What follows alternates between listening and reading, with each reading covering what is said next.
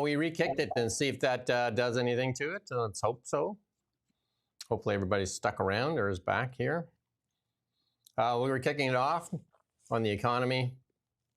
So I don't know, I guess we should recap that. It's another one of those charts, isn't it? We have to stand back and admire a chart where Canada, something, as we've said before, I mean, we have our best scientists on it, don't we? Something happened in 2015. We're yet to figure it out, but it had a profound effect on the Canadian economy and on living standards for Canadians. It looks like the stream is a lot better, so sorry about that. We had to re-kick it, and then hopefully people jump back in here. But the stream looks way better. And we put out that piece just before this that showed that a Bloomberg piece with David Rosenberg coming on there and said that Canada's economy on life support with 2 quarters now, it looks like 2 quarters are going to be negative. So that's not good. And then this is that chart that Ian was just talking about here. Something happened in 2015. We talk about a lot on the show. Something happened in 2015. And it was like instantaneous almost, wasn't it? It was, and very consistent. A very, very scary ski slope down. Brutal, actually. Very, very brutal. And then here's some more negative news. Glencore suspends its $1 billion investment in Quebec metals refining, blames unstable conditions. Over 1,000 jobs at stake. Over 1,000 jobs at stake. And that Glencore said on Tuesday it suspended nearly $1 billion of that investment, Canada's largest copper melting production operation, after failing to secure regulatory certainty from the provincial government of Quebec. We're our own worst enemies. It's that certainty, it's the regulation, it's all that stuff that continues to kibosh and hurt our resource sectors here in Canada. Glencore had sought amendments to its ministerial authorization to allow more time for emissions reductions and confirmation of regulatory certainty around arsenic limits. But there you go. And this is terrible because this is like planned investment. This is real money. This is like a real project with real money. Well, this is the one they were heralding just recently. And here it is, kiboshed. Or cut back. And again, what's in the way? Ourselves. Weakness of leadership. And this is the one where we've let our Canadian youth down. This is from the PBO again. Youth unemployment is so bad it risks impacting lifetime earnings for post-secondary students who can't find work. That's from the interim budget officer, Jason Jacks. He said that yesterday. He's not doing well. They're going to keep that job, eh? It follows an attempt by manager of the Canada Summer Jobs Program to target subsidized hiring for as little as 8 weeks.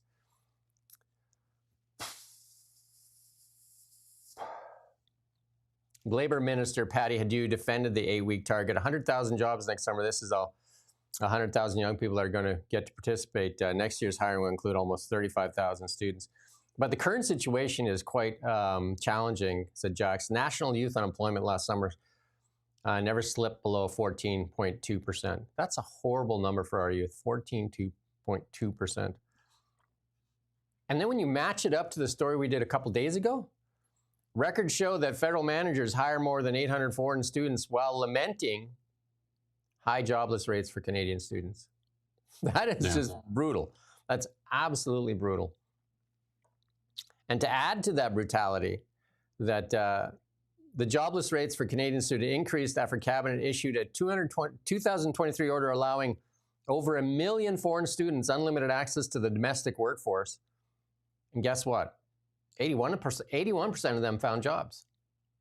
81% of them found jobs. They're doing better than Canadian youth. And Tim Hortons, we did the stories on Tim Hortons and A&W that want to hire temporary foreign workers over Canadian students because they said they can't get Canadian students pay more. So we're literally subsidizing Tim Hortons and A&W at the detriment of our own youth here in Canada.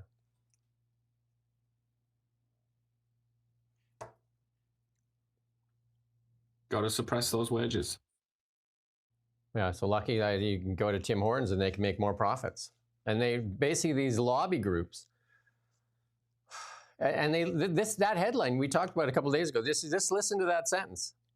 Records show federal managers hire more than 800 foreign students a year while lamenting high jobless rates. And they were supposed to hire Canadians first. And it appears that they actually, the government anyway, not necessarily like the party, the Liberal Party, chastise companies for taking the easy route and hiring cheap foreign labor, while something that the Liberal Party has been in control of for more than 10 years is hiring these foreign students themselves. Let's play this clip here from the immigration minister.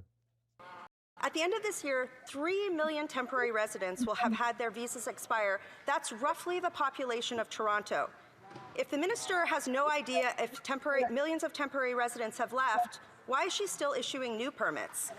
Canadians gave this government a clear mandate to bring immigration to sustainable numbers. That is exactly what we're doing. In the Globe and Mail, January 15th, great article in there. TD stats show as well that the rent is decreasing, housing starts are up.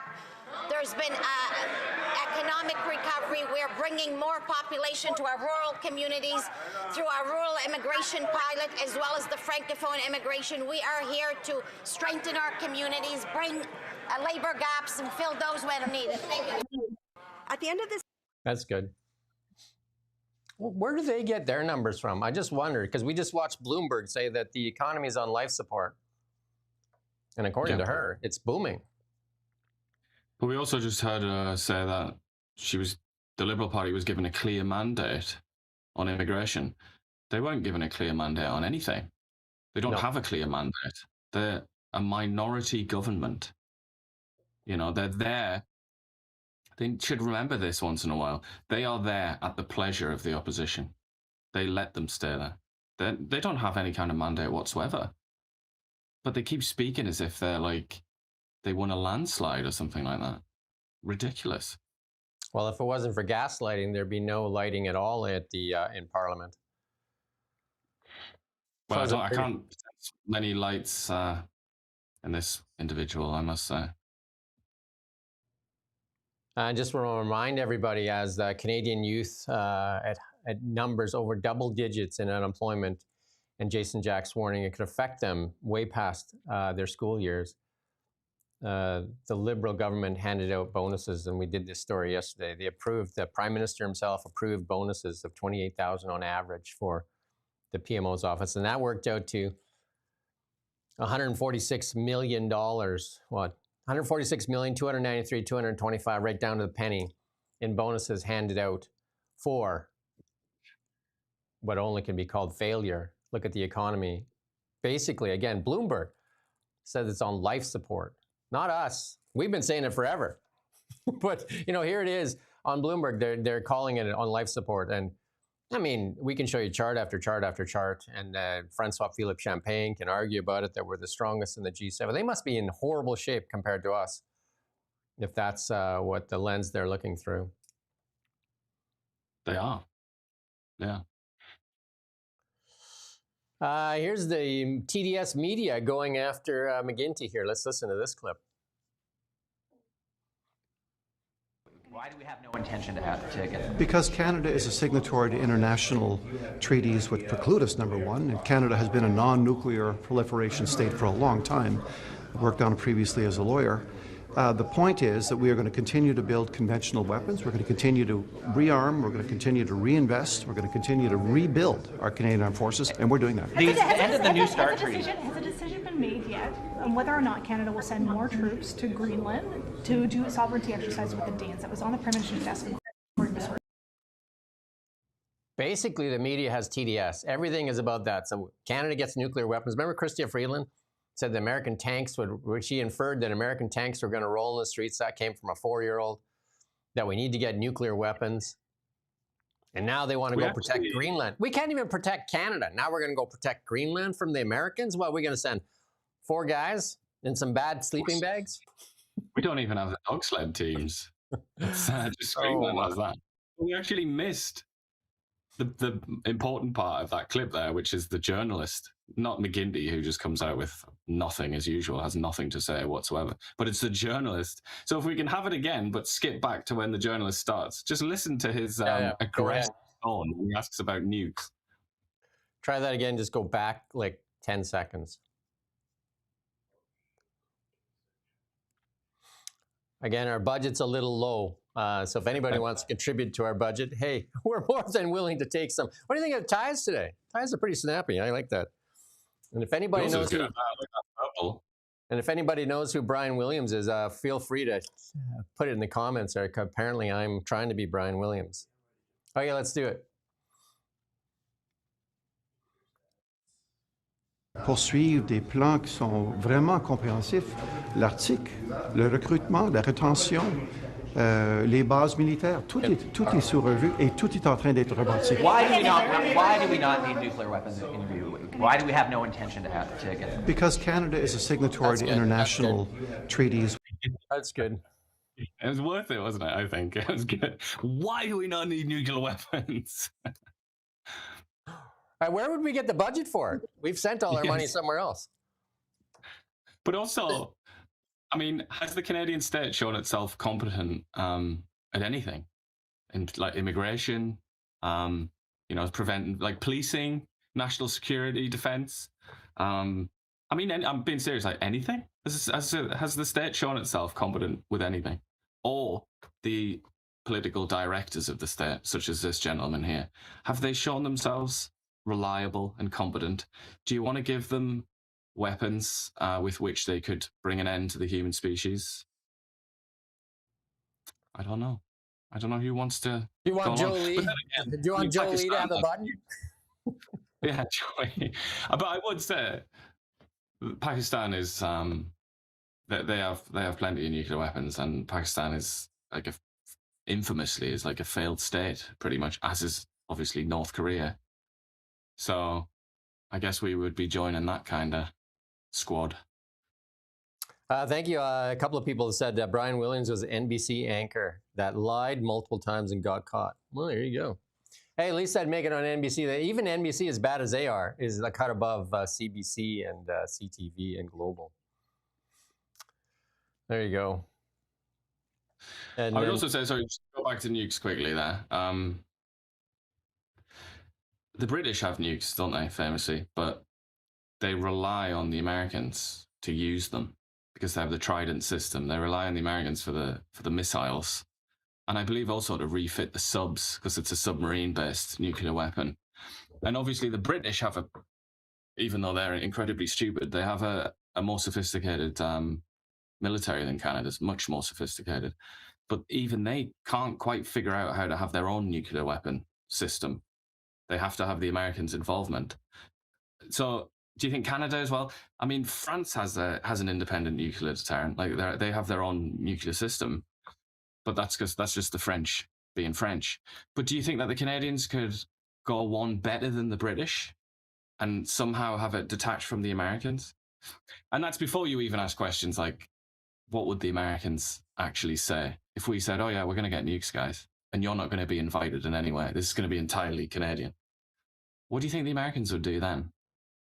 I think it would be quite bad for our relationship.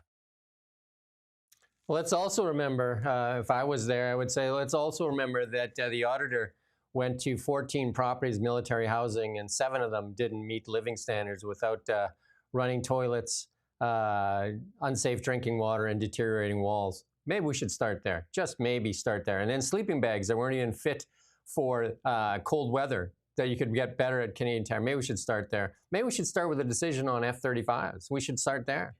Just start. He was asked about that as well. He was asked about that in that interview. Of course he was asked about it. And of course he said, we have not yet made a decision, but it's just, it drags on and on that. 12 years of this hand-wringing. Well, the media continue, the TDS media, that's what it is. TDS media is just going off on about like, why wouldn't we get the Gripen? Why wouldn't we get the Gripen? Because it's an inferior jet there, sunshine. As proved by the federal government, which did its own, had a look at it themselves and decided that not only is the F-35 better, but like way, way better. And then I watched an interview this morning on Bloomberg too, and they were interviewing somebody about the economy and the markets and all that stuff. And there must have been 6 questions trying to direct to TDS. About 6 of them, just like, and what about Trump? And what about Trump? And what about Trump? What about Trump? Just like, holy cow! Shut up for a while. Just shut up for a while. Here's some levity, though. You got to have some levity, and we're going to give you a little levity from both Carney and Poilievre here. I recognize that the leader of the opposition is just visiting his riding and will be running in another riding in the next election. Who's riding next time? He should spend some time, I would suggest, Mr. Speaker, with the farmers in his riding who benefit from our trade deal with China, $7 billion of new exports, who benefit from the biofuel charge that supports canola production, supports farm income, supports our future. Honourable Leader of the Opposition. Mr. Speaker, I realize the Prime Minister is just visiting Canada. That's good. That's good enough there. There you go. There's a punch, and there's a jab, and there's an uppercut. I don't know. Who cares, though? Really, who cares? Can we get something going in the economy? Yeah, well, there's that. Yeah, that is the first thing to say. I agree.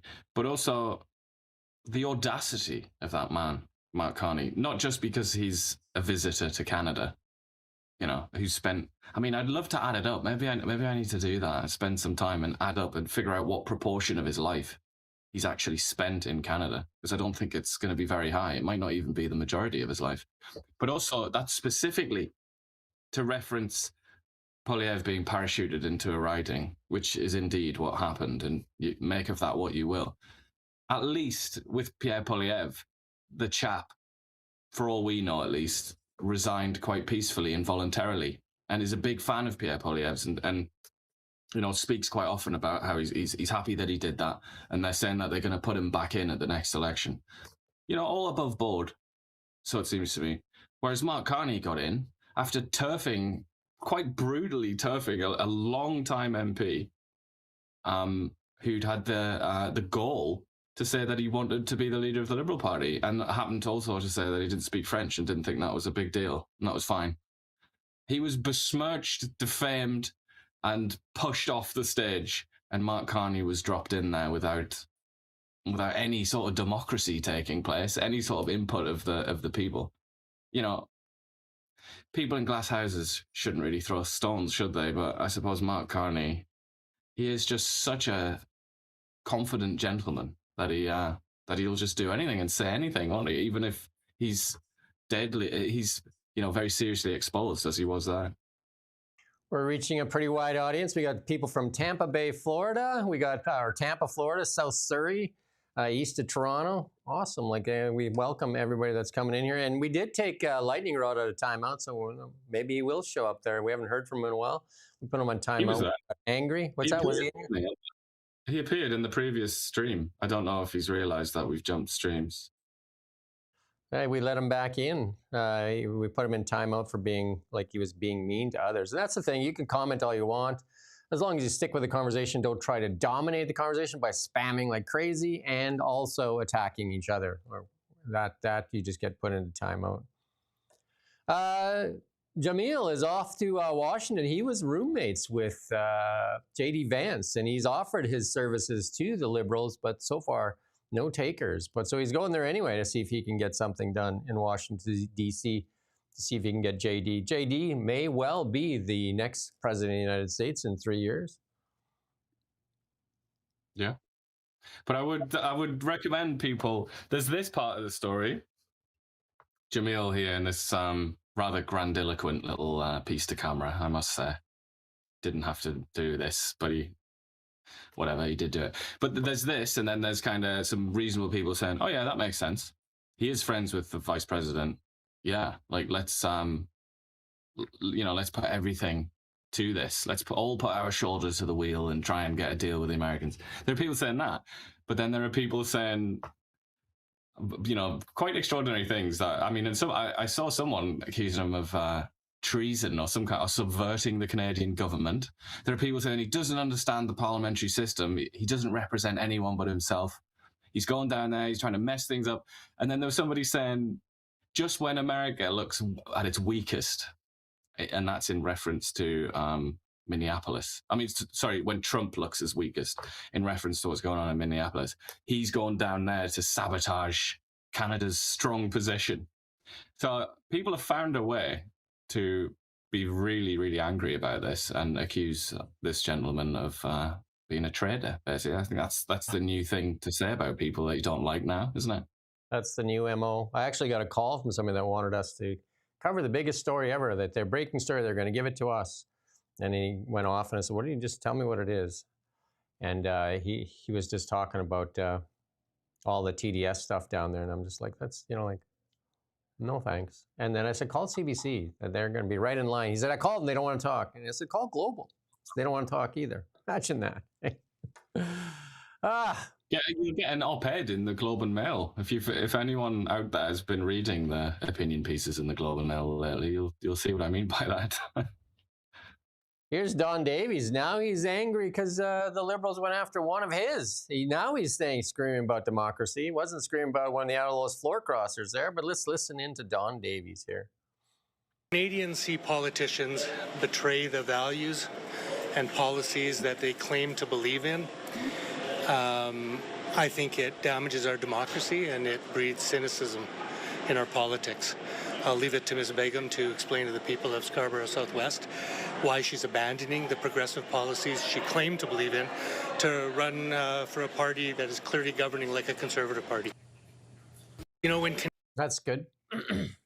Well, the question is for Michael Ma and the other ones that did the same thing, and how the Liberals continue to do it. And the media, CBC, and that cheerleading, and just like, when do you think Mark Carney is going to get his majority?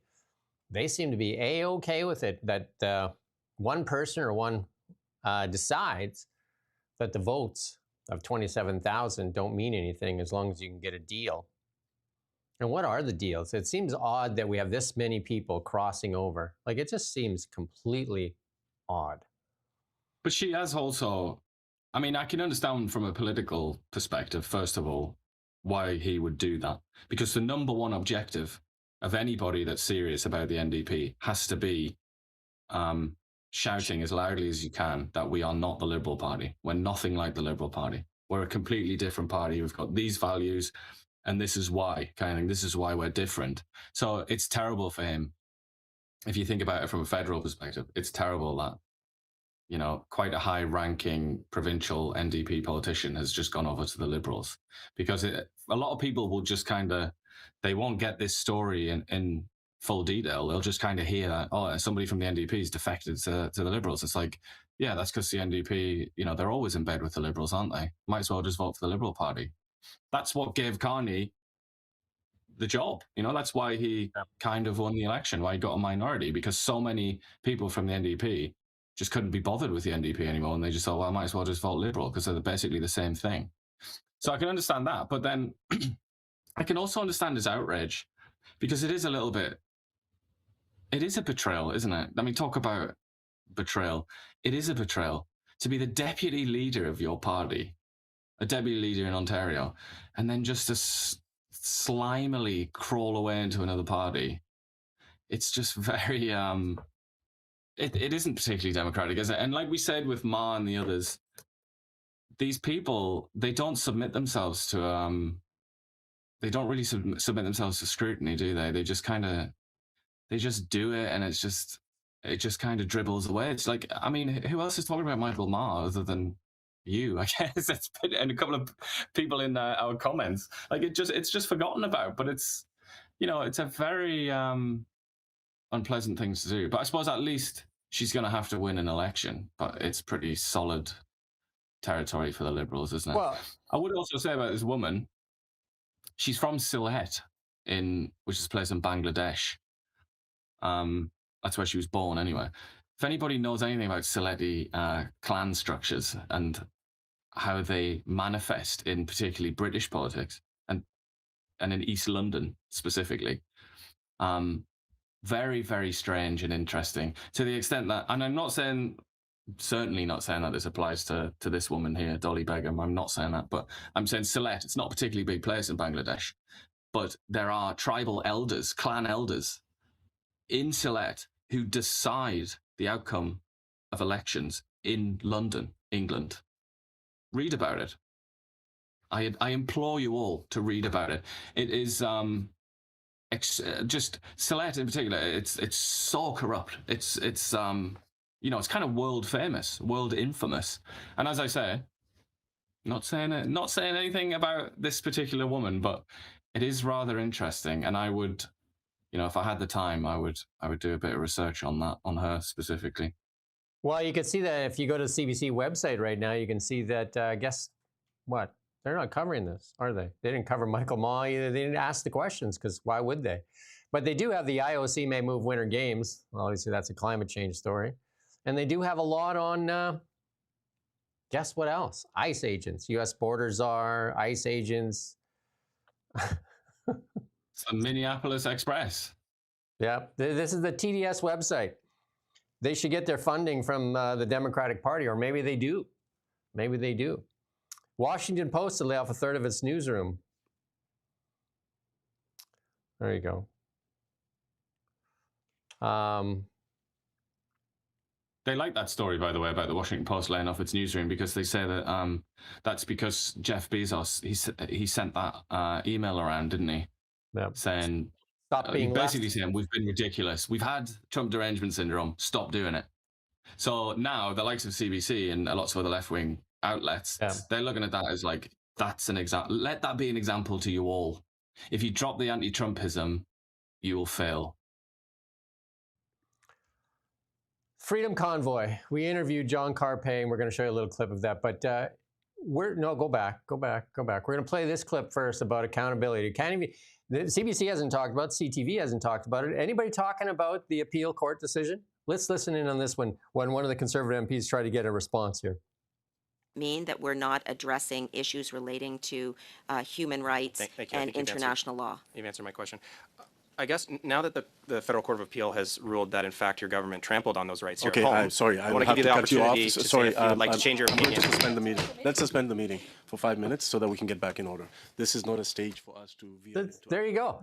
Like, there's Anita Anand preaching about rights, human rights in other countries, taking the virtuous high road, but wants no accountability of what happened here in Canada. It is one of the most embarrassing things that's happened here in Canada, and other nations have made fun of it. They've looked at it and said that Canada's a joke. Our democracy has been trampled on. How many, well, we could pull up quote after quote after quote from other countries on what happened here during the Freedom Convoy. Yep. Let's play the clip here from John Carpay, though, because we got something out of him that we didn't realize was actually going on. We interviewed him, was it a couple of days ago now? John Carpay, let's listen to him, because there was another indication that there might go to the Supreme Court, but let's play this clip here. We got a small ray of sunlight with the Federal Court of Appeal ruling on January 16th. This was a court action the Justice Center was involved with. We provided lawyers to 4 individuals who sued the federal government over the illegal invocation of the Emergencies Act. There were 2 or 3 other court actions as well, started by different groups, and so they were all consolidated. So the lower court ruled 2 years ago that the federal government did not comply with the Emergencies Act, that the freezing of bank accounts was an unjustified violation of our charter rights and freedoms, and the violence used against peaceful protesters and so on. And so the government, without reading the decision, 20 minutes after, or maybe it was 45 minutes after this 50,000 word, 100-page decision was released, 40 minutes later, the Chrystia Freeland and Trudeau and the federal Liberals were announcing they were appealing the decision. Well, thankfully they lost. So here, fast forward to January 2026. So just last month, the Federal Court of Appeal upheld the lower court ruling. So I'm just really encouraged because, we are in very dark times, but it's great to see this court's one level below the Supreme Court of Canada, and they've slapped the government in the face and said, no, you were wrong to declare national emergency and violate charter rights and freedoms. No, nothing in the mainstream media on it yet, but I did see Joe Lee get asked in committee. it does, I mean, sound like they're going to appeal it to the Supreme Court? They can't unless they persuade the Supreme Court that there is an unresolved, important legal doctrine that needs clarification, because the Supreme Court, most courts, you file the appeal and that's it. And they'll hear the appeal, they'll allow it or dismiss it. Very straightforward. The Supreme Court of Canada has a two-step process where first you go to the Supreme Court and you have to persuade them to hear your appeal, which doesn't mean they'll rule in your favor if they say yes. So the federal government would need to persuade the Supreme Court that this Federal Court of Appeal ruling has an unresolved legal doctrine that is of national importance, and that the court must hear this because there's a really important doctrine of law that needs clarification. So they would have I think they would have an uphill fight in trying to get the Supreme Court to hear an appeal.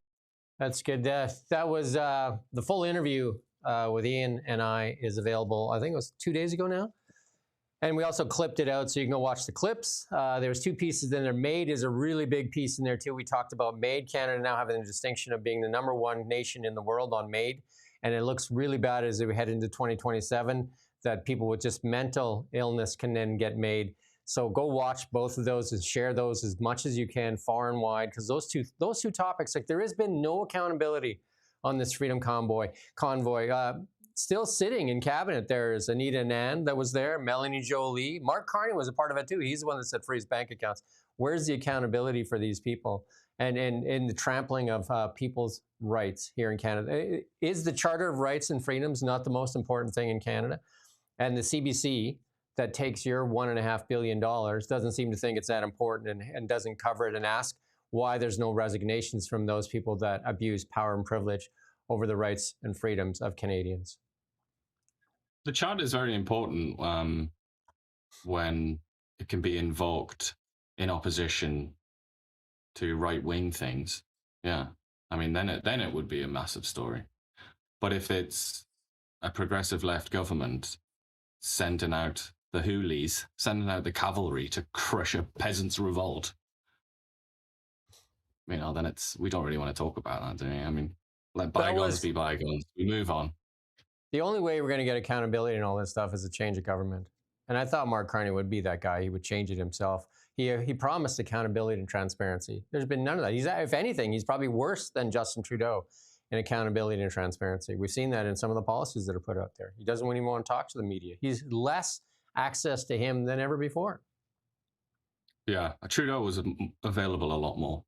We have to say that. But then, you get that was sort of a double-edged sword, wasn't it? Because then he would just go on these massive tangents, like social justice rants, which didn't really provide anything of value. But at least he was there, I suppose, which is more than can be said for Carney. An empty suit with fancy socks. You said this yesterday. It's starting to feel bad picking on Melanie Jolie. It's actually, I'm starting to feel sorry for her. I don't know what to say. Like, she's in over her head though, but let's listen anyway, because it's such an important topic. She's the industry minister. Like, think about that. She's in charge. Canada's on life support. Canada's economy is on life support, and she's the doctor. Let's go, Dr. Jolie. You've got a PTA limits committee coming out, and can you talk about if the decision's been made to scrap or restructure? You've got a PTA limits committee coming out, and can you talk about if the decision's been made to scrap or restructure the EU mandate, or what will happen with that? So, of course, we're coming up with an auto strategy. It's important because we know our auto workers are right now feeling the brunt of the U.S. unjustified and unjustifiable tariffs. Of course, I've been thinking a lot and working a lot on making sure that the workers that have been affected by the loss of the third shift at GM in Oshawa be at the core of our new investments we're working on. I was in contact with Premier Ford this morning again, and with Vic Fideli again, as we're working to find solutions for the auto workers. When it comes to the auto strategy itself, when it will be ready, and you'll be the first ones to know. On electric vehicles, is the mandate remaining and are incentives coming back? So as you know, the auto strategy is being worked on, and these are different conversations we're having, and when we'll be ready to announce it, you'll be the first one to know. L'objectif en échange.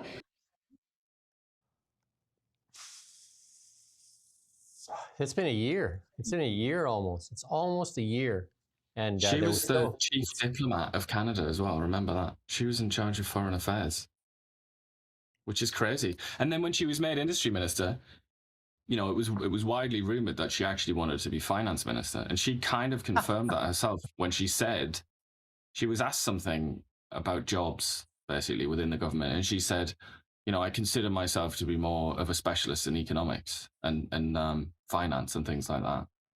So I'm not. I think she was asked if she was going to be foreign affairs minister again, and that's what she said. Like, no, I'm not really interested in that. I'm more of a numbers girl, more of a business and economics kind of girl. But somebody, when you said that, and I said it yesterday, I think it was yesterday, that I felt a bit sorry for it. You just said you feel a bit sorry for her. Somebody immediately responded there in the comments saying, like, you feel sorry for her, kind of like, and I think somebody said, you can't feel sorry for a demon or something like that. But it's like, just on the human level, like, even if it's like a sports team that you despise, you've hated them your entire life, and they put on a player game after game after game who clearly is not good enough and keeps falling over, keeps dropping the ball, and looks really flustered and stressed, you're going to feel sorry for that person, aren't you? Just on a human level. It doesn't mean that you want the team to win or that you like that person necessarily, but just somebody that is so clearly out of their depth. Yeah, it's like on a human level, you've got to sort of feel some kind of sympathy. But also, talking about teams, she is on our team. As discussed many times, she is our servant and we are her master. We've sent her out to do our bidding. And this is what she does for us. This is what she does for Canada. So in that sense, yeah, I mean, you can feel sorry for yourself, I guess, as well, because this is who's leading your country. Dr. Jolie is in the house. We used to have a saying when I grew up in a small town. Somebody made fun of us because we're small town rubes, I guess. But I grew up in a small town. We used to have a saying that says, what can you do if you can't dance and too fat to fly? Melanie can't skate, can't pass. Like Carney likes using hockey analogies. Can't skate, can't pass the puck. She can't even get off the bench. This is not good for the auto workers. I mean, if you're an auto worker, you have to look at this and say these 500,000 jobs are at risk, and this is what they put out in front here. The EV mandate that should have been terminated a year ago while they're making decisions in boardrooms. That's Mary Barra and Jim Farley making decisions in boardrooms of where they're going to expand and do different things. We have this EV mandate over their heads, and nobody can look at a stock chart. Nobody can read a press release from GM or Ford that says we can't make money building EVs. And Canada continues like, we're going to force you to make them anyway. And what do they say? Sayonara. There you go. Okay, seriously, we've said this so many times, but whatever. Just to spell it out, would you ever tolerate that as even a small business? Would you ever tolerate a situation where the government says, if you don't make, or if you make any of this kind of thing, which is what you've spent the last 100 years making, then we will fine you per unit. We'll fine you. Can you imagine tolerating that as a small business person? As a hot dog vendor or something? Like, nobody would tolerate that. Is it any surprise that they're furious and that in many cases they've just left the country? And Doug Ford not really telling the truth either. I mean, he just kind of flip-flops around and doesn't really lay it out there. I mean, he knows it's the EV mandate. Why hasn't he been more vocal about that for a year? I mean, the Chrystia Freeland would go into the meetings with these 6 CEOs in Canada here, and they would come up with different ideas. And, like one is the media's just like, the EV mandate stays. Of course it stays. And the CEOs would come out and say, get rid of that EV mandate. Nobody wants to listen, though. Nobody wants to listen. Nobody wants to listen. Well, we got one more from Jolie, though, because she's going to get the money back. Billions and billions of dollars. She's going to get the money back. How much has she gotten back? She promised that money from Stellantis. They promised that money from ArriveCan. Remember, they're going to get that back? What, $65 million, $64 million? I think they're going to get back 194,000. How much are we going to get back? Let's listen in on Jolie, how much money we're going to get back. Do you mind just repeating that in English? You're going to try to claw back money from Stellantis for the fact that they're pulling out production. So I've already said that we would get our money back from Stellantis and also from GM. We're in evaluation mode right now as to how much. Of course, a lot of our support was linked to production, and therefore, if there was no production, obviously there was no funding. And so that's what we are focused on, and I'll have more to say on Stellantis in the coming days. And we're also in contact with GM. At this point, when it comes to GM also, back in December, we decided to reduce their emission quotas. Basically, the amount of cars they can bring to Canada without tariffs has been reduced because obviously they've decided to shut down Ingersoll, and now they're going after the third shift in Oshawa. There you go. Listen carefully to what she just said. Inflation running high in Canada, so now they're going to tariff GM and Ford cars coming and Stellantis cars coming into Canada. The cars that you need to buy to do your work. Because who else is making pickup trucks? Chinese don't even make trucks. They knock any out? They don't even make pickup trucks. Like, there you go. There you go, Canada. They have no clue is what they're doing. They have zero clue. None. None of it. But again, does anybody have faith that she's going to be able to get that money from? It's not just the fact that these are huge companies, GM, Stellantis, whatever. It's not just sort of government department versus massive American companies.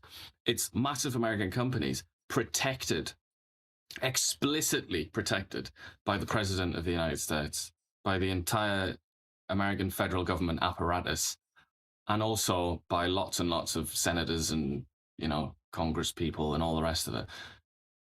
Do you back her? Do you back her to win that fight? I mean, I really genuinely don't like saying this because it's a massive loss for Canada.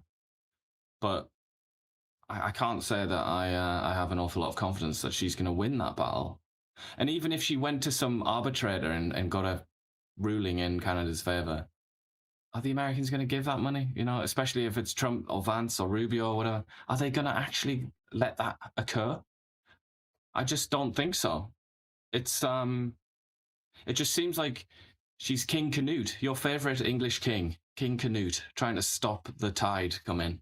But she seems to think she has the power to do things like that, but she's about to get her feet wet. Somebody said we're mumbling idiots on U-boob. What's that? I know, it's way up there. Just to let her go. Let her go. Of course.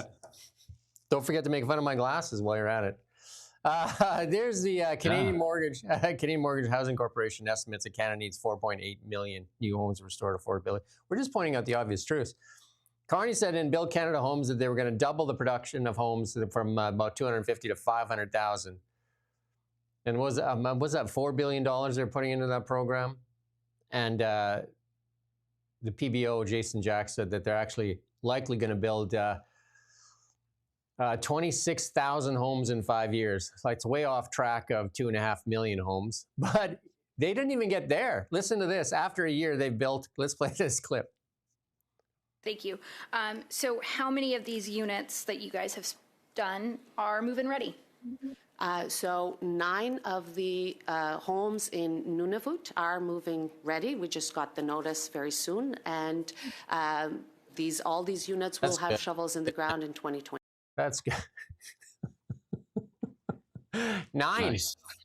9. So 2.5 million down to 26,000 according to Jason Jacks, which if you divide that over 5 years, that's like what, 700, 7,500 a year, I guess, somewhere in there, 6,000 or something like that, 6,000 a year.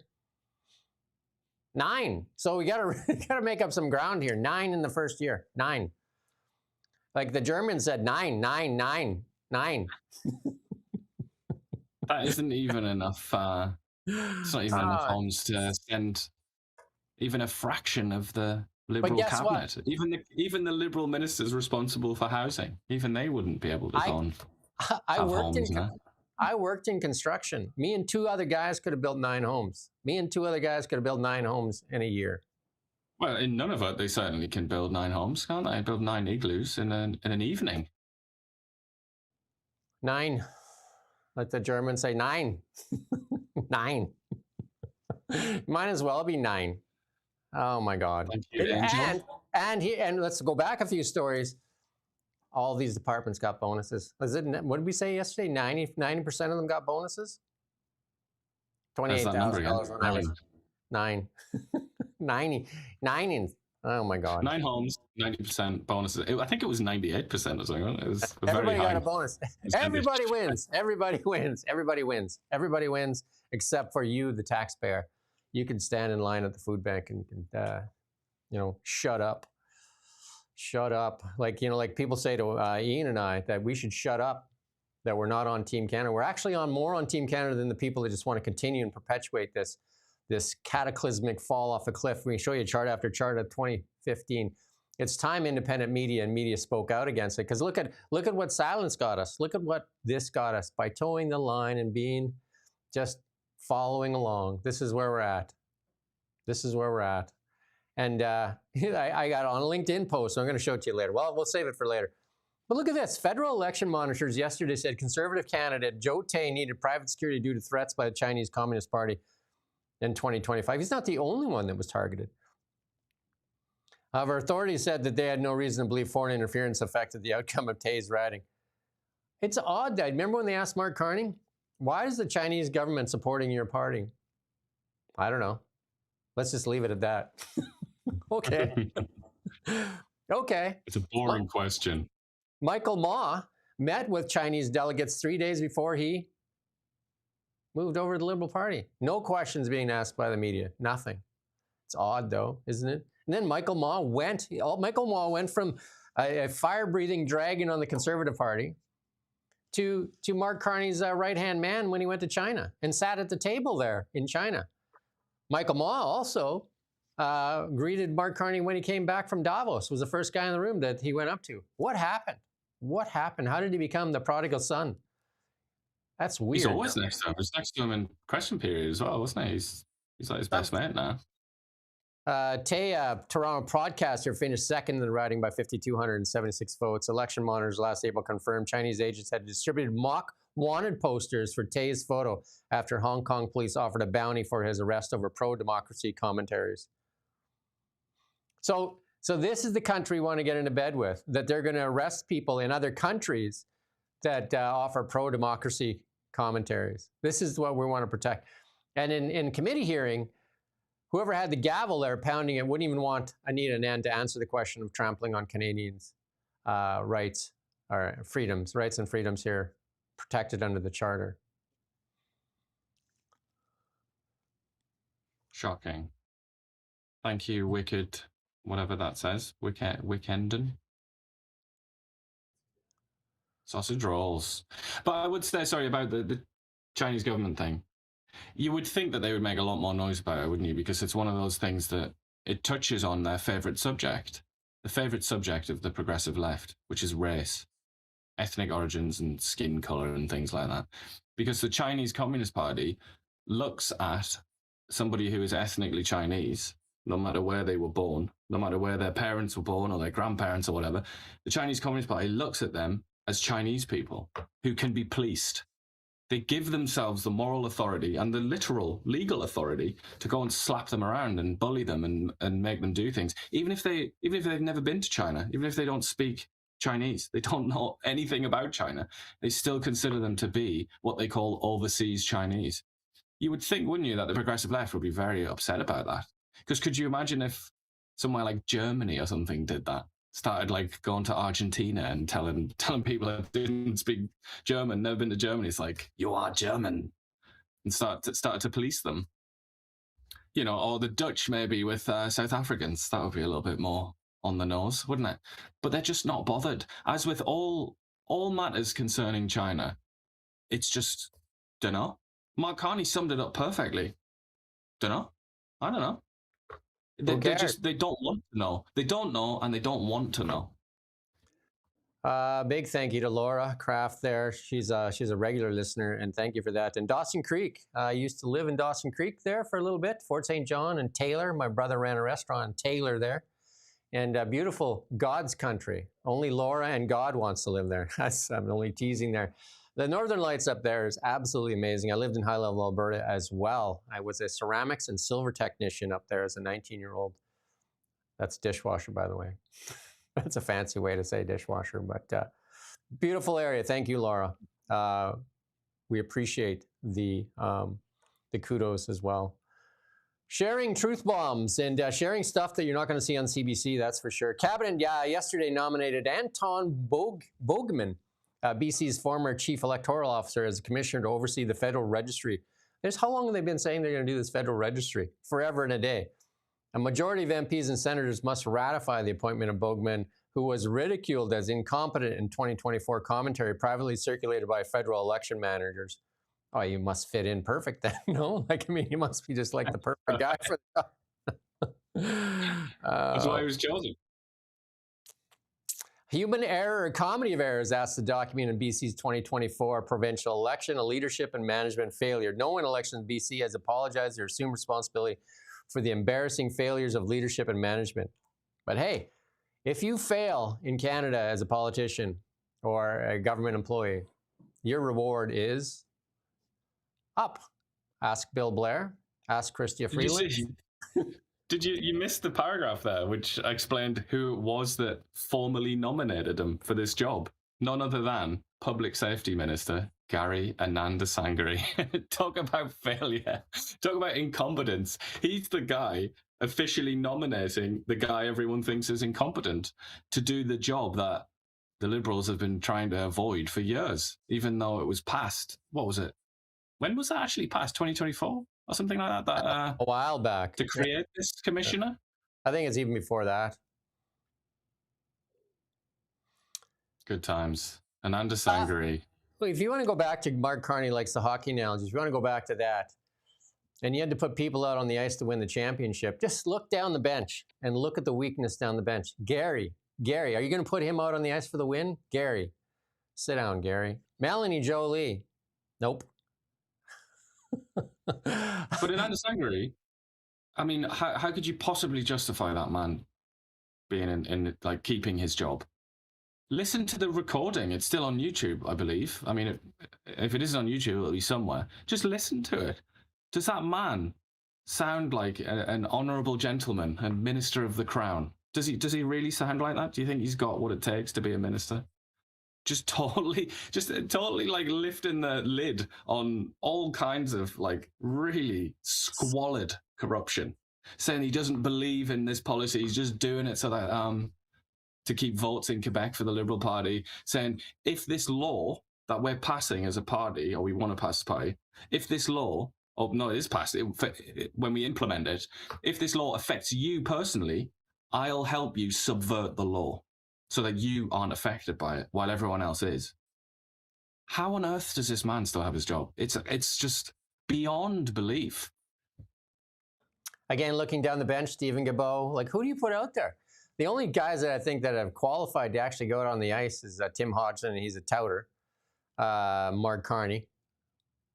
Other than that, I'm at a loss for, if you had to match them up against their American counterparts, I'm at a loss at who could go to the table. Dominic LeBlanc. I was reading comments about Sean Fraser, and somebody quite a lot of people were saying the word on the street that Sean Fraser has his job because he's such a spectacularly handsome man. So I was interested to learn that. I wouldn't have thought that myself, but I guess maybe that's as good a qualification as you can have to be in the Liberal government. Well, if that was the case, you and I would have those jobs. Well, maybe you. Wow. Government service, not that great. Levels of public service, mediocre even before job cuts. And that's from Liberal MP yesterday told the Commons Government Operations Committee.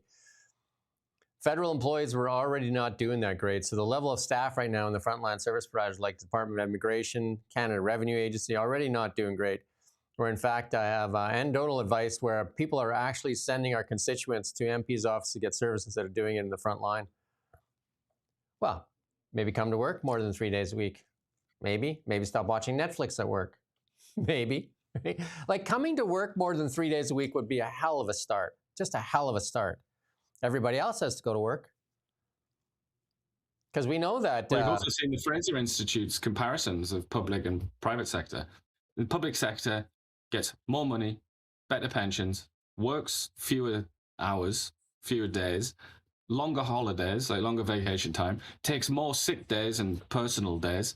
I mean, it's literally everything. I mean, every possible metric, public sector wins out against the private sector. And they go to work 3 days a week. But they also just have this kind of like HR culture, don't they? Where they can just, they can make complaints that are perhaps, one could argue, vexatious, where they can say things about not feeling safe or something, you know, that kind of thing. And it's got to be listened to because it's the public sector. Whereas the private company, we're just like, oh God, you're getting fired. So we got an idea here. We're going to save the government, you know, tens of millions of dollars here. This is a department that you just need to go in there and just like cut it completely. This is our friend, Dr. Noma Meener. We talked about her. How many times have we talked about her on the show here? I don't know how many times. Too many times. She makes $393,000 a year. Just remember that, though. And she's the one that was doing that study there, just not on UFOs in general, but on how you don't want to use the improper term for them so that they're not stigmatized. Drone hobbyists making it more challenging to track UFOs. That's from Noma Meener, the doctor there, in the access to information. They only get this if they do access to information. And now they're deleting records after 15 days. Remember, we did that, I think, a couple of weeks. So you got to watch this on a regular basis because you're going to get information. You're going to get filled up with stuff that you're going to just like, this corruption has to end. Drone technology becoming increasingly affordable, even more impressive, allowing virtually anyone to silently pilot devices. So I'm going to say this right off the top. If you're looking up in the sky and you think that small object, the drone, is a UFO, you think they came from what, a few galaxies away, and they showed up with a drone the size of a pumpkin? Did you see that? There was one in Kelowna, wasn't there? Where somebody got a drone and put loads of like, they made it look like tentacles, so it kind of looked like a squid flying through the air. Pretty obvious that it's not from another galaxy when you look at how sophisticated the technology is. Yeah. Can we accurately assess their distance and speed basically solely on lights? Asked Niemeyer. A light moving across the sky could be a drone about 100 feet off the ground or a satellite. I mean, how many times have this group of people probably Starlink? You know, when the Starlink goes across the sky, there's like 10 or 11 of them. You see. I'm sure you've seen Starlink go across the sky. Does this the phone lines light up there, or Dr. Noma Meener then put out another study? Niemeyer has recommended. The sun flashes as well, doesn't it? Sometimes the sun flashes off a satellite. Yeah.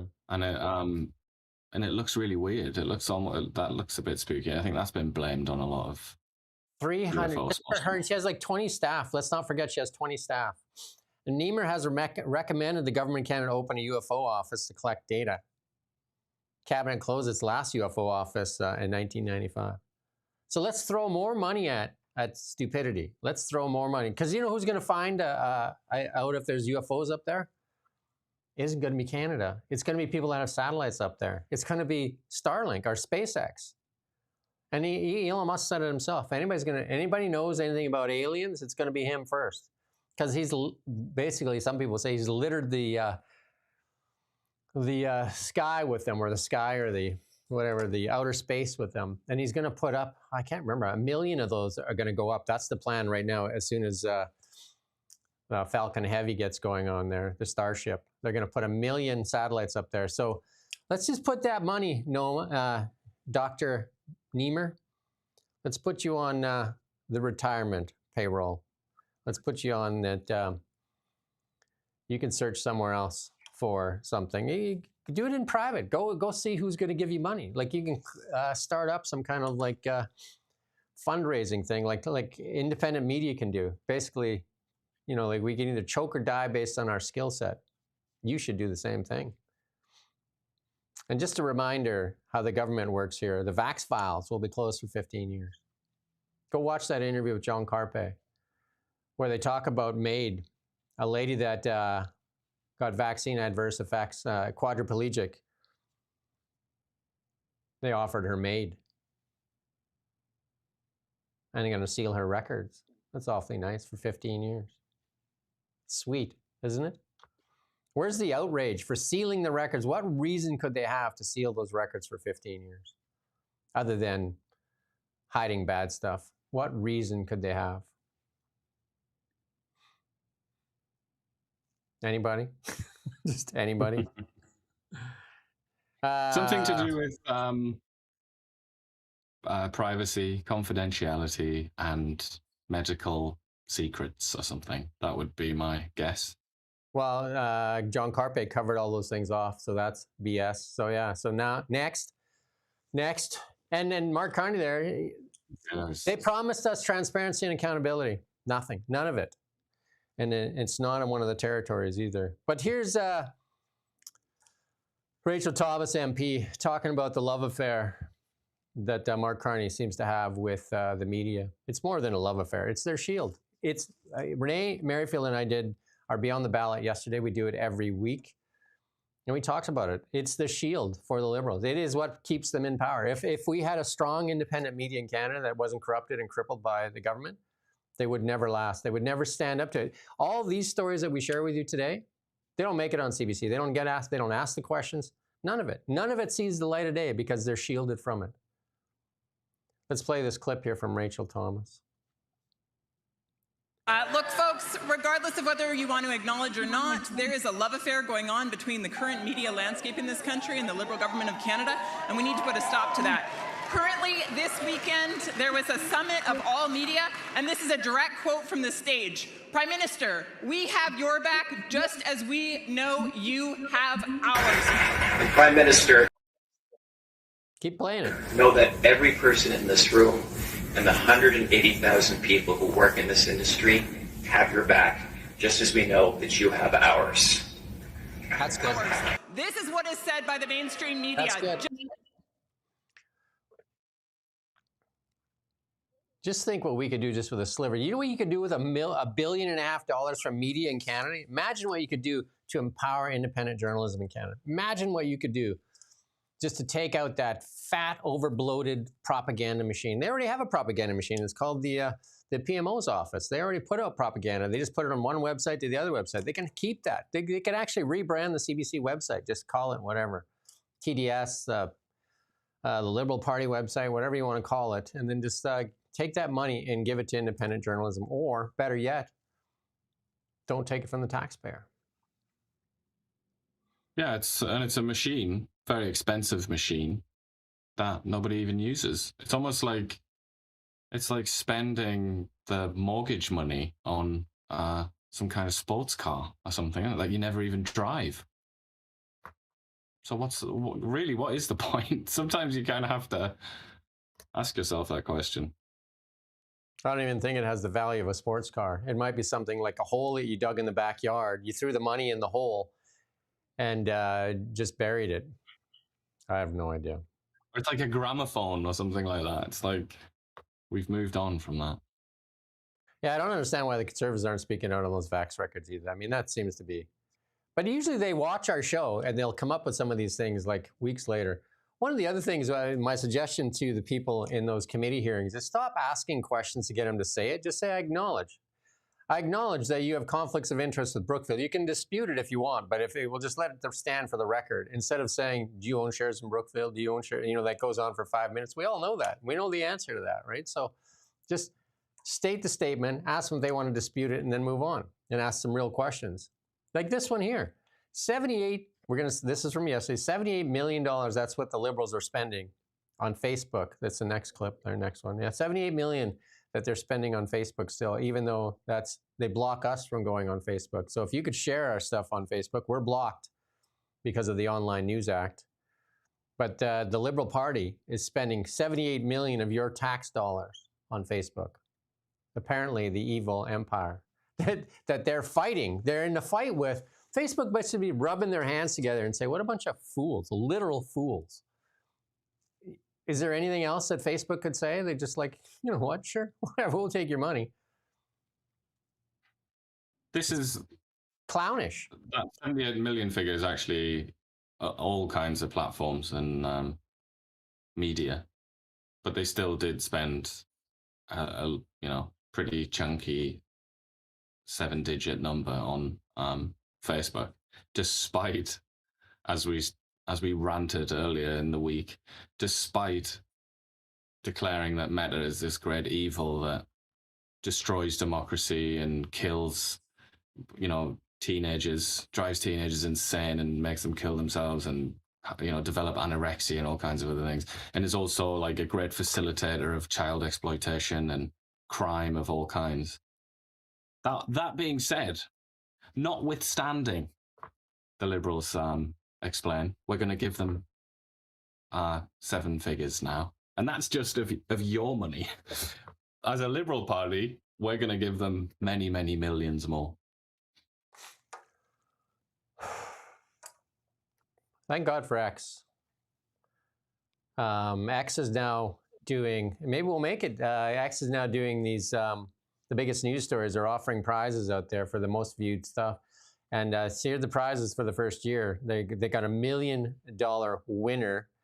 And this story was, and take a look at this. It's bad in Canada with McKinsey & Co. that the Liberals rely so heavily on McKinsey & Co. But look at this in the United States.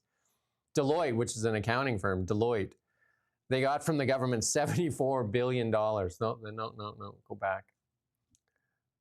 Yep, $74 billion in consulting fees. What a time to be a consulting, eh? Like in Canada, billions of dollars too on McKinsey & Co. A New York firm. Buy Canada, except when it comes to what the Liberals buy. Buy Canada. This one, I follow this letter. I follow most of these people. Kobesi letter, and it showed the breakdown. And they got $500,000 for being the runner-up. You can go to the next one now. You can follow all these people on X. X is it's the best news platform on there. And this one here from How to Unlock Extreme Focus. And then obviously Nick Shirley for what he did with the ICE stuff in Minnesota, the fraud that was in Minnesota, sorry, not ICE, but the fraud that was in Minnesota there with the daycares and healthcare services. Some of those buildings had like 12 healthcare services, no patients, and some of the daycares, it was just absolutely ridiculous. And then we got to apologize for yesterday. We kind of got spoofed, and so did Ben Mulrooney as well. We played this clip here, and Ben Mulrooney did as well. And Ben Mulrooney, we'll let Ben speak to it. We put it out there because we thought it was real, because Ben thought it was real. And let's listen to what he says, and we'll just go ditto.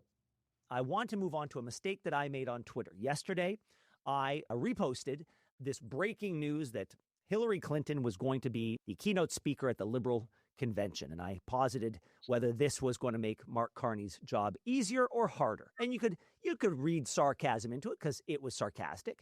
I found out this morning that it was wrong, and the PMO wanted to correct me. And I said, no, I will correct it. And I had a moment as I was going. Enough. You can go watch the full thing from him. He basically says he's going to leave it up there because he's going to let the record stand. And we had it in yesterday's show as well, and we'll leave it in there too, and we'll let the record stand, and we'll say that. It says the PMO phoned him up. No. Got in touch with him. Got lots of things. I feel a lot of things upon hearing that, but one thing I immediately think is, what business is it of the federal government? Why was the federal government phoning him up? Should it not have been the Liberal Party? Those aren't the same thing. We have to kind of make sure that there's a big wall of separation between those two things. The Liberal Party is in charge of the government right now, but that doesn't mean that the PMO should go on around doing the business of the Liberal Party. This is very much just a Liberal Party thing. This is nothing to do with policy or governance. This is the Liberal Party's little congratulatory, exhibition that they want to have. Well, That's what this is about. This just highlights what we've been talking about. They've taken an eraser to the CBC and to the PMO's office, and they've just blurred the lines there. And it's just, you can just put Liberal Party across all three of them. I guess so. But that's, if this was happening in America, if the White House was going around phoning up podcasters to complain about things the podcasters had said about the Republican Party and some private event that the Republican Party was going to hold, that would be a concern. I'm sure that would be front page news on the CBC. Caitlin Collins would be losing her mind too. I mean, that's what I'm thinking. But also, the other thing I'm thinking is, why did they phone Ben Mulroney, but they didn't phone us? Hit us up. Not the big time. Yeah, they won't even answer our emails. They're not calling. Exactly. I guess you got to matter to matter. Stephen Harper got his official portrait there unveiled in Ottawa yesterday. And there's no point playing the clip. They open the curtain. You can get it. Oh, no. Go ahead. You've already done it now. No, you haven't. So don't now. Don't. Let's not go back and forth. The curtain opens and there's the picture. There you go. Boom. Ralphie T2S asks a question about the word fanny. And the answer is no, in my experience. What? I let people read that, what he said. I think I assume that person's English or maybe Irish, and he wants to know about the Canadian lexicon. We're here to chat about anything, aren't we? Any subject. As for Harper's portrait, it's a lot better than the one that he did for the Queen. This guy, he did about 10 or 15 years ago or something. This chap, who's a Canadian artist, painted a portrait of the Queen, and I thought it was really not very good in my opinion. But this one is okay. It's a bit kind of naive, almost, if you know what I mean by that. Artistically naive. It's a bit kind of. It's not very sophisticated, but whatever. It's all right. Well, I mean, they could put up a portrait like Trump did for Joe Biden with the picture of the auto pen. They could have put up a portrait that said, blame him, because they're still blaming him. Like 11 years later, they're still blaming Stephen Harper. They were all over him. Everybody was loving him. Carney was loving him. Oh, yeah. Carney was praising him to high heaven. But he was also saying his reaction to the financial, a lot of it was about the financial crash. Right. And obviously, Mark Carney was appointed by Harper, wasn't he, to be Bank of Canada governor? So he was kind of praising himself as he praised Harper. Yeah, and then, of course, Harper says it's time to work together. And then a lot of the left-leaning people have used that now to tell people on the right to shut up, and including Pierre Poilievre. And somebody posted this on my LinkedIn, said the former prime minister said it's time to work together, so we need to stop whining. And it was the last pipeline bill was by, drumroll, you guessed it, the Liberals. Okay, Bob. Media's job is to hold, and you can go on my LinkedIn, you can find me at Jim Check on LinkedIn. I write quite a bit on LinkedIn there. And I said to him, maybe you should watch independent media instead of the crippled and corrupted media. I mean, I kind of have that as the same talking line over and over again because it's true. Stop watching them and you might feel better. You actually might feel better. You might have some sanity, because a lot of the times they tell you stuff and you're just like, can this be true? This doesn't make sense. And they were wrong about everything. We're going to talk about it later. Stick around for that. We're going to show you how they're wrong about everything. Wrong about everything. Here's Brookfield, and we've asked this question a few times, and I'm sure it's going to start coming up. We've mentioned it. Did Mark Carney take the job as prime minister to save Brookfield? Because is Brookfield in trouble? China, that's one of their pillars. China real estate sold off, it's off 20%. Chinese real estate. They have massive investment, billions of dollars invested in Chinese real estate. Chinese real estate. And they had to take a loan. Mark Carney himself took a loan from President Xi. You can put that slide back up. President Xi himself. Nope. I don't know where you're going. Again, if we had a bigger budget, go back, buddy. I got a lot of oopsies going on. Anyway, Chinese real estate took a loan to refinance properties in China from President Xi himself from the Bank of China. U.S. properties in trouble. Some of them they had to give back to Keys. This is another one of those that they had to give back to Keys, basically. So the Brookfield bought this property back in, they acquired this back for 455 million pounds, right? Oh no, this is what they're going to buy it for. Sorry, I'm going to get my numbers right here. So Brookfield had to refinance this a couple times. Brookfield subsequently secured a 3-year extension on the debt in exchange for the property. They basically sold this property to cover the debt. That's it. Do you know what I mean? They got out of the property and they had to refinance this thing several times. And then a London-based private equity firm, Castleforge, is in talks to acquire this building from Brookfield. And then when the ultra low, it either says that they're in trouble and they need to get rid of it quickly, get rid of a liability, or they just have absolutely no faith in London real estate. That could also be the case, I guess. Well, they said that the real estate is starting to look better, though. But when it was the ultra low interest rates era came to an end, key tenants began to depart. The value plummeted, prompting Brookfield to seek extensions on the debt while it filled vacant space and waited for conditions to improve. So they're basically selling this now just to cover the debt on the building. And Brookfield has done that a few times in the United States too with commercial properties. Turn back the keys. And the other part of Brookfield is billions of dollars. Just ask ChatGPT. Billions of dollars. It is the leader in investments in green technologies. Brookfield is the leader in investing in carbon capture. And nobody else wants to do it. The only place doing carbon capture right now is in Canada. And 2 American companies have moved here to take advantage of these super credits. It's amazing how Mark Carney has set up super credits here in Canada. Basically, when you add the Alberta credit and the Fed credit, it's like 75 cents on the dollar for this carbon capture. And then the ability for those private companies to tax the energy. Basically, you're going to socialize the risks for these companies and privatize the profits. Odd, I would say. Not if you're on the good end of that bargain. Then it's great. I think, but this question isn't being asked. Like Rosemary Barton gets access to Danielle Smith and asks tough questions. But where's the question on the conflicts of interest with Mark Carney? Where are the questions on CCUS? Where are the questions on Brookfield itself? Nothing. Got a little BC stuff here. Is David Eby now. He's got himself a new scapegoat. Let's listen to David Eby. Most importantly, we absolutely have to close this gap between the community's experience of policing south of the Fraser, the response to extortion when they get a threat, and the understanding of police leadership south of the Fraser about what's happening. Because there is a gap. When I meet with police leadership, they assure me that they are on top of this, that people are receiving the best possible response, that there are no additional resources that are needed. But when I meet with community leadership, they say that that is not their experience, that people call in extortion threats and they don't get a response. They call in multiple times, people don't attend. That when there is a response, it's inconsistent between people in the community, the level of service and support and safety planning that they get.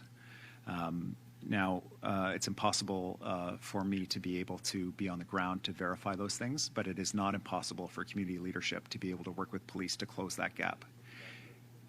And so, as a result, we will be appointing a community advisory group to work with the task force.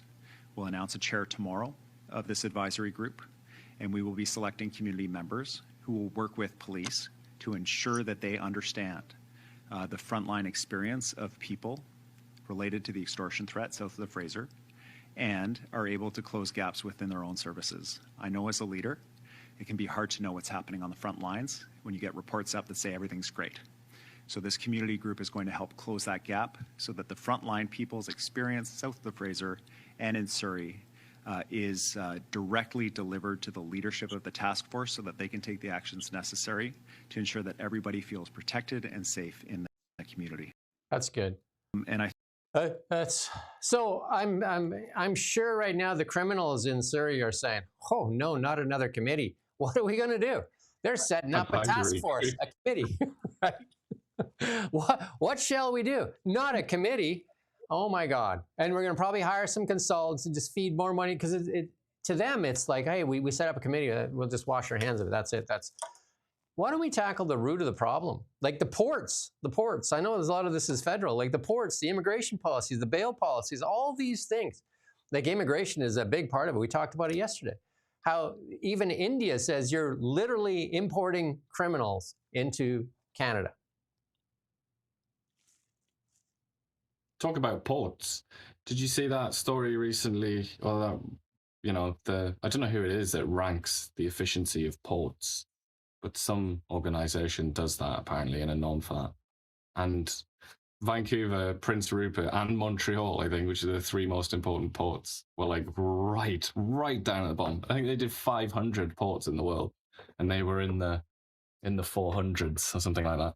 So there, yeah, definitely, that's something that EB could at least try and do something about. I mean, it's not completely his bailiwick, but he could try. But it's just like listening to David Eby, I wonder, what I'm most fascinated by is the EB cheerleaders, if there are any of them still in the world. I would just love to see what they think of their lord and master, who has he's never seen a problem that he can't blame on someone else. You know, it's everything. It's literally everything. The economy, the fiscal catastrophe of British Columbia, crime, drugs, decriminalization, just everything. Floods, even fires, floods. It's like, it's climate change. It's because you were driving cars. That's why these fires happen. It's just like, he is literally a man who has an excuse for everything. And it's kind of like, some politicians can do this when they're in subnational jurisdictions. Like Quebec is obviously quite famous as a province for being successful at doing this. But what they do in places like Quebec is they actually do stuff themselves as well, and then they do. So Alberta is another example. They do something, the federal government then blocks it, and then they say, "Look, what have you done this for, Mr. Federal Government? Like, you're to blame." And that's kind of plausible, then, isn't it? EB, on the other hand, does nothing, blames the federal government, and then sort of leaves the press conference. That's all he does. He doesn't act, and he blames someone else for a lack of action. I mean, at least do something. And a working group obviously isn't something, is it, Dave? If he did something, if he was really trying and he was pushing his power to the limits kind of thing, saying, I'm doing it, guys. I'm doing it. I'm going to try and fix this situation. But it's Ottawa. They won't let me fix it kind of thing. Then that's a message that you can kind of like get behind in a way. But this, just like sat there, just like, as usual, just so like maudlin. He's like, oh, the federal government again. It's just, how much longer can this go on for? It's just such a ridiculous farce, isn't it? They've run out of ideas. They've run out of ideas. They've run out of money. It's uncertain. Energy. Nobody's investing. I interviewed yesterday Trevor Halford, the interim leader of the BC Conservative Party, and also interviewed at the same time Christine Lona, MLA here for Kelowna Centre. And today I have in studio at 1 o'clock, I believe, it's Macklin McCall, former RCMP, and I'm going to ask him about this question because the mayor of Surrey wants a national emergency because of the extortion here. And this is what we're going to get, another committee. How many committees do you think? Like, I mean, again, if you're the extortionists and you're watching the news, you're just like, whew, not a committee. Like, wow, like how long does it take a committee? Like, it's just, You can just imagine them on the phones, just like, sorry, I can't make it tonight. I got this working group on my ass. They're hunting me down in the streets.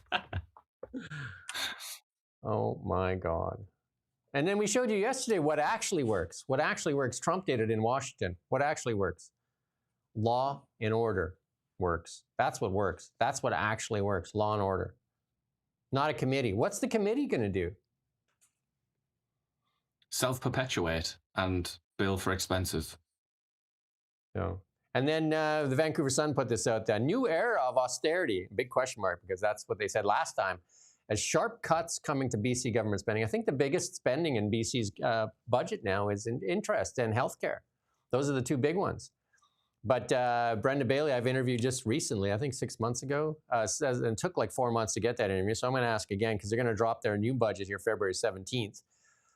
Says the government, I think I wanted an interview with her, and it took like 4 or 5 months to get that interview. And I had to send things about this, a threat to democracy by not standing in front of, like media and that. Finally got the interview. She was great when she came on, but they say they're going to cut spending. I think they said that last time, though. The only thing they cut was that $1,000 they promised you if you voted for them. That's what they cut. Yeah. But also, apparently they made great savings by buying ferries from the Chinese Communist Party rather than having them built in Canada. That was all about the money, after all. That's being responsible. And then meetings, to have meetings with, MOUs and meetings. We got like desks full of meetings. There used to be an old saying, and when I worked in a CA firm, it was like, bored, got nothing to do, call a meeting. Why just waste your own time? Waste everybody else's time at the same time. But it's so like, we're talking about, I can't remember when it was, but we were talking about like the Chinese leadership being like engineers and stuff like that and scientists, and Canada's leadership just being lawyers, basically. The culture, work culture is very important, isn't it? And this kind of thing, I mean, I don't have as much, anywhere near as much experience as you do, but I do have like blue collar experience in my resume. And I think it's like blue collar, white collar, isn't it? In a blue collar environment, there are no meetings. People will be surprised to learn. They just do stuff. There's just the doing of stuff all day. Then you go home. That's what it's like in when you work a proper job, like a blue collar job. But white collar jobs, dear God, do they know how to waste time? Just meetings. It's just relentless meetings for no reason. And I think it's that culture. But how do we get back to more of a like blue collar culture? I can remember I worked in the sawmill. The day I turned 16, I got a job in the mill. I phoned up and I said I could be spare. I got a part-time job, which turned into a full-time job in 2 months. Quit school. I had my grade 10 education, like Ricky from Trailer Park Boys. I had grade 10, or Julian, I think it is. I had my grade 10 education. And I can remember even talking when we were pulling boards on the green chain. I still remember the guy's name was Dave, was the foreman. Me and another guy were talking as we were pulling boards, and it was all piled up. And he said, a little less talking, a little more work, or there won't be no work for you two. It's like, okay, we understand. So no more talking. And you know, I worked in the mills, and I worked in the mines, and then I worked in the dishwasher and restaurants, and a cook, and then I worked in the oil field, a driller's helper. I worked construction. I can't even remember all the jobs I had. A lot of the newspaper delivery when I was going to college, when I went back to school finally, and did a lot of different things, and I got my hands dirty a lot. But you're right, no meetings. But then when I worked in the CA firm, when I finally finished college and got a job in the CA firm, we would have meetings for 3 hours with all the partners and all the staff. I'd say there was a billable rate in that room of like $25,000, discussing whether we should have ceramic cups or paper cups. And that would go on for 3 hours, that meeting on what the clients would rather prefer and who's going to wash the cups, if we are going to keep cups here. Terrible. So oh my. But yeah, my brief experience of working for His Majesty's British government, it was just literally productivity was measured in how many meetings you had. It was just meetings, and just nothing ever said. It's such a waste of time.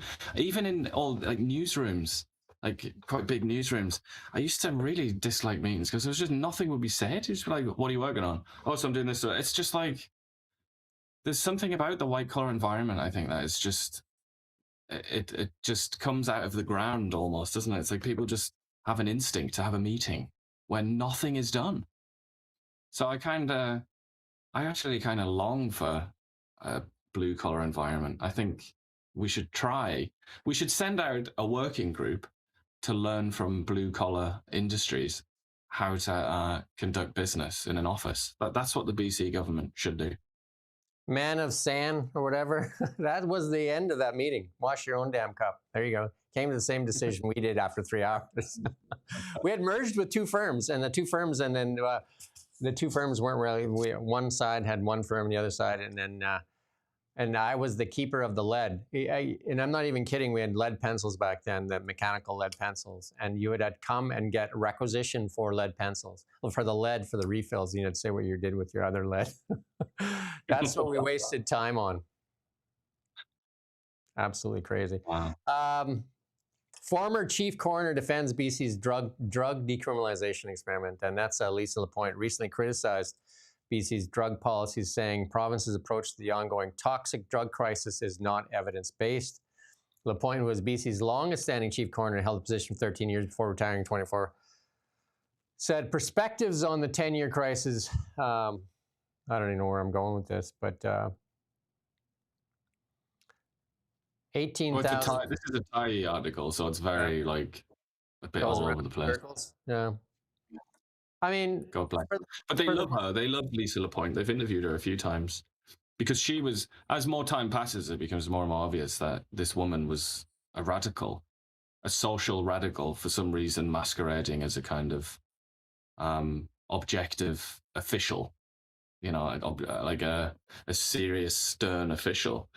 But all along, similar to, dare I say it, Bonnie Henry, the beloved Bonnie Henry, she's a partisan and an activist, and is just completely wedded to the idea that the best way to get through the drugs crisis is to give drug addicts drugs, and is not really budging, and not criminalize it, obviously, which is what this story is about. Not put them in prison or have any sort of consequences for, drugs. And then she says, the most strange thing about this article is that she says the evidence shows, that it's getting rid of decriminalization is wrong. The evidence is in favor of decriminalization, she says. Not the evidence of her eyeballs, I wouldn't imagine. Not the evidence of anybody in British Columbia that you stop in the street and ask. Not that evidence, but the evidence of some, I assume, some sort of abstract study out of a university in, Oregon or something like that. That's probably what she's talking about. And also an investigation that began nearly 3 years ago has led to multiple charges being laid against a Vancouver doctor. And that is the VPD learned that a 17-year-old girl allegedly been sexually assaulted by a doctor at a medical clinic in Chinatown. And these multiple occasions took place between May 2018 and December 22. During the probe, the investigators learned of similar accusations involving the same doctor involving a 14-year-old girl who visited the medical clinic in Burnaby in 2015. So they have announced that Hu Man Lee, 65, is charged on November 28, 2025 with the following: 1 count of sexual assault, sexual interference in connection with alleged offenses, and a count of sexual assault, sexual interference, and sexual exploitation. You can go on Kelowna Now and you can read that full story. We had doctors, massage therapists, teachers. Clean it up. Clean it up. And then some of them get just a slap on the wrist. Kind of amazing that this is still possible. Because I thought nowadays male doctors they have to be very careful, don't they, when they examine females. I thought, like, they have to say, almost like sign a waiver or something, because it's pretty tightly regulated. So I just don't even understand how it's possible to do this kind of thing. Well, some teachers in Canada now are wearing Kevlar to protect themselves from students who might bite or stab. And that's from a union representative, Peter Day, president of the Nova Scotia Teachers Union. We have students throwing heavy objects around the classroom. Law and order, man. Law and order. Like, what is going on? Like, Kevlar. Kevlar. Imagine that. Although the one thing I'd say is the guy's in a union, and he's also a teachers' union. And teachers, God bless you out there, teachers. This might not even be you, but your unions love to trot out these crazy stories about how hard life is as a teacher, as you sit back and relax for 3 months in the summer.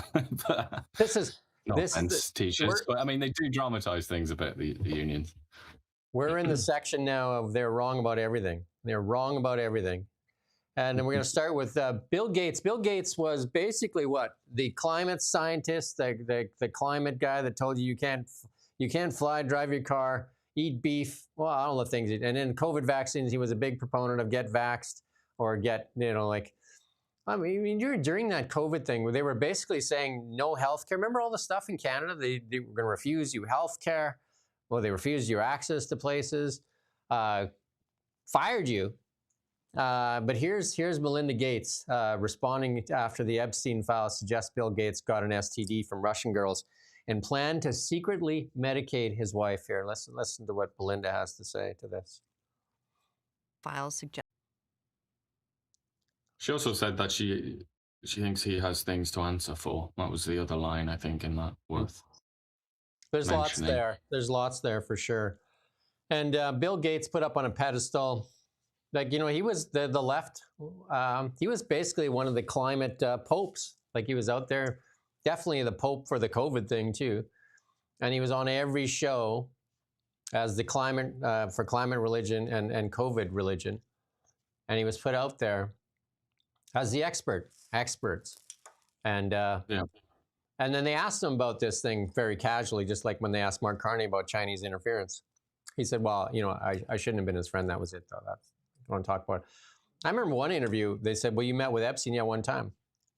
Oh, no, this is an argument I had on LinkedIn, and I think it was with ChatGPT, because it even tried to whitewash it. Obviously, Microsoft owns a piece of ChatGPT, and it said that he only met with Epstein once. And I said, well, the divorce file said it's 27 times. And ChatGPT said, oh, well, oh, yeah, you're right there. You know what I mean? Like, everybody's trying to whitewash this thing. Well, I would say, though, if anything, you're underplaying the extent to which Bill Gates was elevated in Western civilization. He was almost portrayed as being the moral center of the universe, wasn't he? Well, he was spoken of as some kind of like Jesus. No, I don't know, Jesus maybe, but some kind of almost like divine figure. And it was all based on this idea that he was the most generous philanthropist in history. People would always talk about all the many billions of dollars that he'd he never gave any of it away, though. Created a foundation, yeah, exactly. gave anything away. Indeed, because philanthropists, people that walk around with that title, sorry to say, philanthropists, I know you're watching this, but usually they haven't really earned it. You know, it's much more complicated anyway, let's say, and they do have these influence operations that they run. And just as their former life before they became a philanthropist, it's often just an ego trip, isn't it? It's all about them. But I mean, we cannot overstate how hyped Bill Gates was and how he was looked at as this almost like untouchable figure, wasn't he? This guy that you could not contradict, Bill Gates, because he was the nicest man in history and he wanted to cure like all these diseases in Africa and things like that. But it turns out maybe he wasn't so perfect after all. Far from it. And I remember Elon Musk is the devil for the left. And, you know, he's building electric cars. And Bill Gates reached out to him. Wasn't he with Bill Gates unfavorably because he gave money to Trump? And they said, oh, look at Bill Gates. He gives money to Africa. Musk gives money to Trump. But he reached out to Musk and says if he wanted to give some money to his foundation. And Elon said, do you still have a large short position on Tesla? And Gates said, oh, that's just a financial thing. And Elon basically told him to, you know, the Disney thing, go F yourself. The climate scientist, the guy that was worried about the climate, that you weren't allowed to drive anywhere, was basically at a massive short position on Tesla, the one vehicle that is actually changing the world as far as it goes for climate, according to the climate people. It's just, none of it makes sense. So, yeah.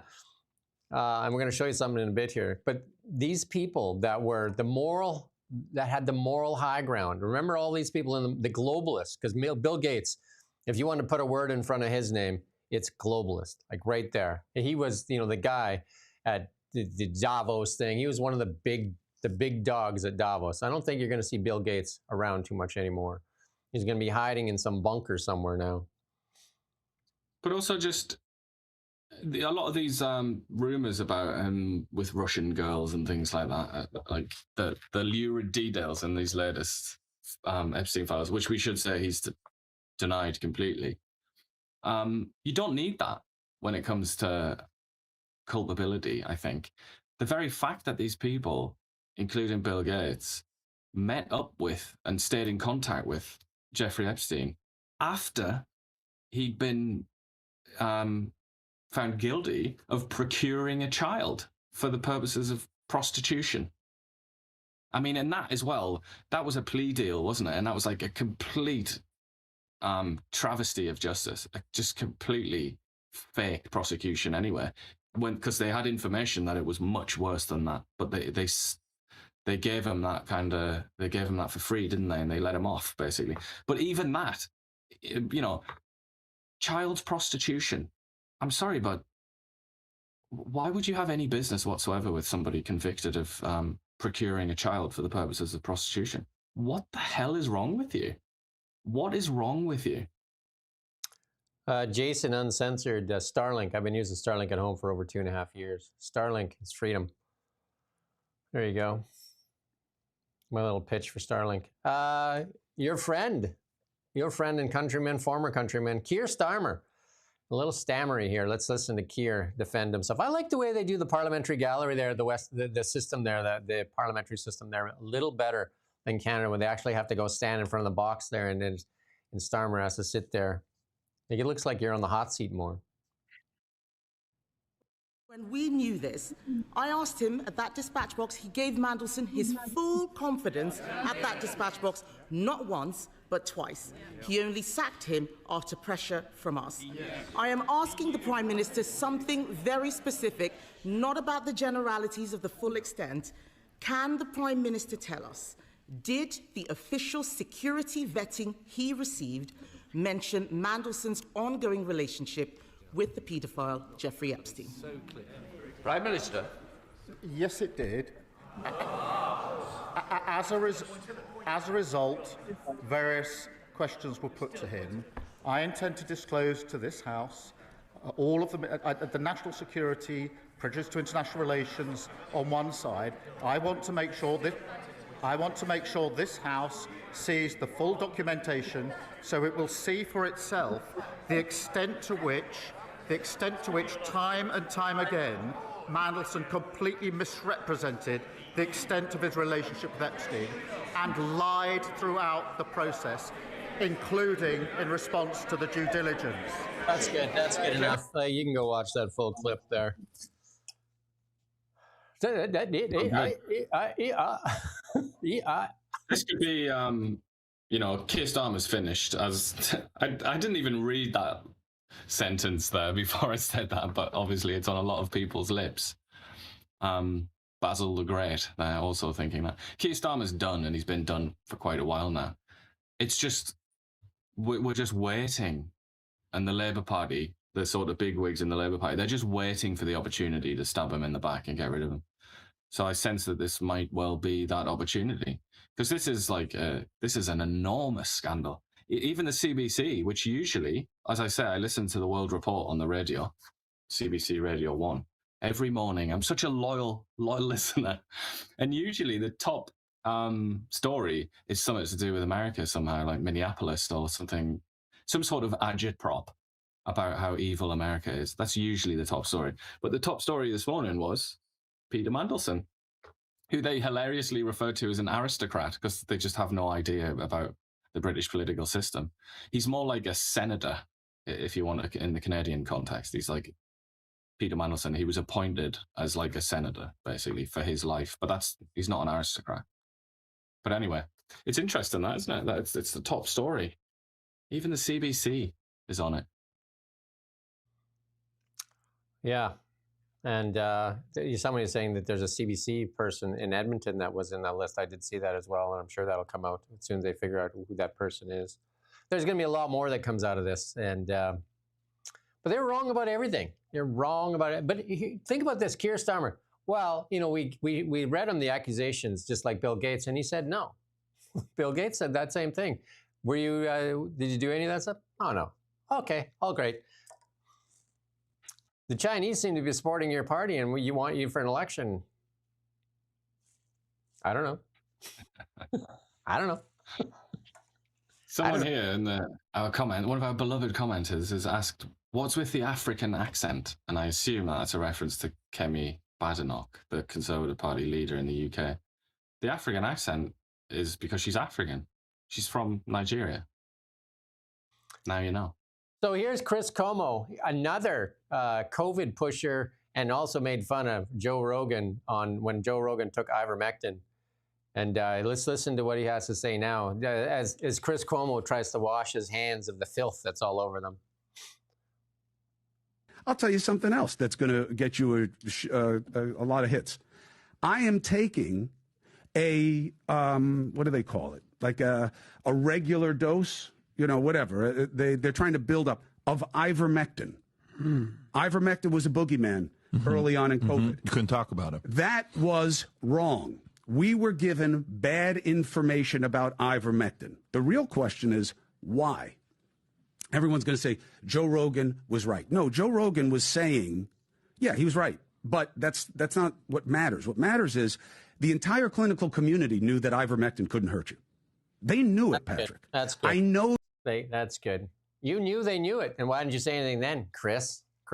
Remember all the He's creepy really videos? trying to do this Damascene conversion thing, isn't he?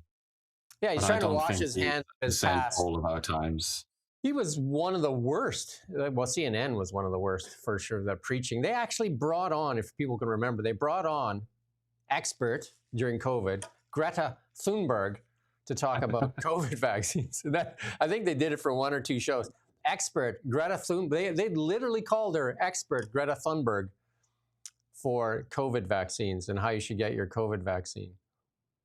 That was very brief, wasn't it? That attempt of hers to get attention in another sector, another realm of the world. And then she discovered anti-Semitism, and she hasn't looked back, has she? That's all she cares about now. Greta's a fundraiser. Like, it's pretty obvious now. Greta is a face for fundraising. That's what Greta is. She's a face for fundraising, and she convinced so many people on the left that all this climate religion, and she's damaged a lot of people's minds. Literally damaged their minds. And because she moves from fundraiser to fundraiser, and the last one, the Palestine one, is got her like riches beyond belief. I also don't think that she's been repudiated in the way that she should have been by the people that propped her up. I think a lot of people have a lot of apologizing to do about having boosted her. But I think, as usual with the mighty ones, the people in power that boosted her, they just want to forget about it. They just want to give it the Mark Carney. Like, who cares? Like, I don't know, who cares? But they have splaining to do. I can go on the record. You can go read my LinkedIn posts where I defended people's right not to take it from the get-go, unlike Chris Cuomo there, who was luring you in there with a cheeseburger. Chris, you're a journalist. You should have been asking questions instead of just like reading talking points that showed up on your desk. Well, they told me. You should have used a little bit of your common sense and said, this doesn't seem to make sense, does it, Chris? Anyway. Climate change as well. Push back on that all the time. And here you go. This is a little clip here on how they played with the data here in Canada even. Average, as claimed. A report by data scientist Joseph Hickey examined Canada's official temperature records. It found a sudden nationwide 1°C jump in 1998. The same year, 72 new stations were added. The increase was simultaneous across the country. But the climate doesn't behave like that. These step changes are what's known as measurement artifacts, typically caused by station moves or instrument changes. Remove the artificial jump, and Canada's supposed warming over the past 7 decades largely disappears. Also, the official ECCC dataset contains more than 10,000 cases where daily minimum temperatures exceed maximums, a physical impossibility, of course. Canada's climate policy rests on this data. Correct it, and the government's core warming claim collapses. Canada is not warming. Good. Okay. Many such cases of those measurement artifacts. There's only a couple of, one of them's in Hawaii. I can't remember where the other one is, but there's only a couple of measurement stations that have go back to, I think, the 1950s or something like that. And they are like the gold standard. It's nowhere near as complex a system as you might imagine when it comes to measuring the temperature and trying to sort of, because obviously you need to know what it's been there over a long time to know about, to find out if there's been a change. Yeah, I mean, just what like are you lots gonna... of things with the climate change stuff, they try and bamboozle you. They try and make it seem like it's so complex that you couldn't possibly understand it. Like you're far too stupid and peasant-like. You don't have any chance of understanding this. So just let us do this. Let us just completely rearrange society because you don't know anything. But in reality, a lot of it boils down to some extremely simple technology and simple ideas. It's really not complex at all, actually. Even the greenhouse gas effect and things like that can be replicated in quite easily. You probably do that at home and experiment with it. It's a shame, but it's just another one of those. It's just another one of those subjects, isn't it, where people try and spray the squid ink in your face, so that you just feel like down on yourself. It's like, oh, sorry, my lord, I should never have opened my mouth. and then they go off and take the reins and they do whatever they want. Yeah, the virtue signaling, it's over. The climate hysteria is over. The globalism is over, and you need to not allow these people to silence you. And that's the biggest thing. It says, I stood there on the dance floor and I take a lot of heat. I still take a lot of heat. Ian and I take a lot of heat for this. And, because they don't like it. They don't like it. They don't like anybody upsetting the narrative. CBC and them push the narrative. We got a couple more here for you. Here's Mark Carney saying it in the past on what climate net zero is all about. This is out of context, but it makes sense. We're going to manage to net zero by 2050. Actually, we're going to have specific targets by 2025 and 2030, so you can measure the short term. They don't say this quite as loudly, but what they're also saying and thinking, and we're going to make a lot of money off of this, because actually this is the way the world's headed. I mean, I'm not sure exactly when we get there, but to be carbon competitive is going to be value creating. That's good. I mean, it's pretty obvious. Brookfield is not a not-for-profit. Brookfield is a for-profit company. Brookfield made the largest investment in clean technologies and carbon capture, a technology that does nothing. That just basically, it's like an NFT. You're basically sucking carbon out of the air and then injecting it into the ground to hide it.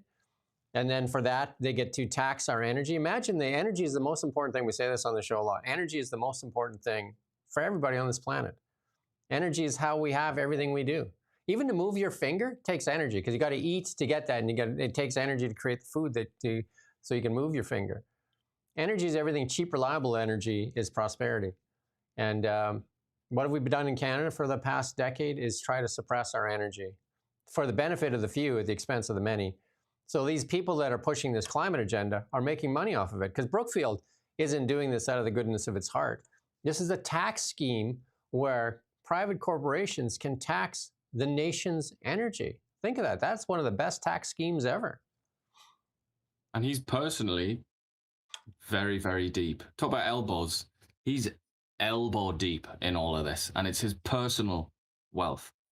And, when he was working for Brookfield, you could easily say that you should have taken him about seriously when he talked about the climate, and how we need to have all these kind of policies in place and all of the carbon capture and whatnot. You should have taken him as seriously as you would take a dairy farmer walking around saying how great yogurt is, how great milk is, whole milk. It's like, I drink 10 glasses a day, and look at me, I'm so strong and nimble, and you should drink it too. It's like, you wouldn't trust that guy, would you? Because you would immediately say, but if I buy milk, then that's to your benefit, isn't it? You're doing this for yourself. You're doing this because you want to make more money as a dairy farmer. But for some reason, when it's somebody like Mark Carney doing that, who is just as compromised, let's say, as that imaginary dairy farmer, who has just as much skin in the game, for some reason he gets away with it. And it's like people sit there and they're like, oh, yes. How wise of you, Mr. Carney. You're such an intelligent man. But are you not suspicious? You're not even a little bit suspicious that the thing he's telling you to do, if you do it, will make him magnificently rich. And the media in Canada, that's the problem. That's the shield. The CBC, it should be asking that question. The CTV and Global, the ones that get access to him. We don't get access. We'd ask the question. The conflicts of interest are massive, and it looks like Brookfield's in trouble. So why did he come and leave a company that makes him wealthy beyond means to come and run Canada, unless there's something maybe wrong with Brookfield that needed to right the ship? Because Brookfield relies heavily on Canada. Brookfield relies heavily on Canada. I think Brookfield needs Canada more than Canada needs Brookfield. How's that? Yeah, and one could make the argument that Carney needs Canada a lot more than Canada needs Carney. Because if Brookfield does well, Carney does well. You can't forget that. His entire personal wealth. And he's a pretty old fella. Well, not that old, but I mean, he's coming towards the end of his life. He's coming to the point of one's life where you start thinking about legacy. And you think, what am I going to leave my children? Actually, and he's got quite a lot of children. He's got family there to look after. Sorry, we got a couple. That's what Brookfield means to him. It means, like, what my family going to be doing when I'm gone? Like, how well off are they going to be? So we usually try to wrap this up in 2 hours, but we do have a couple more that are a couple of them are funny and a couple of them are just relevant here. So we're going to keep going. And we do thank everybody that comes in here on a daily basis. Anybody, even if you're here the first time, please like, share, subscribe. We say this over and over again. If you can put it on your Facebook, on your X account, share it far and wide. Get this out to more people. We need more truth out there. And Elon Musk putting it out there. A lot of the stuff that they said, like that didn't make common sense for you. Turned out they called you conspiracy nut, all those things. Right now, this is a little clip, conspiracy theorists right now, because turns out a lot of this stuff is actually, turned out that you were right if you were one of the tinfoil hat people like myself and Ian. We're going to play a little bit of it. Oh, there's no link. Anyway, they were partying there. But even Ian, you and I talked through this COVID thing, over the years, and you came to a realization somewhere in the middle of it that you're just like, okay, this doesn't make any sense.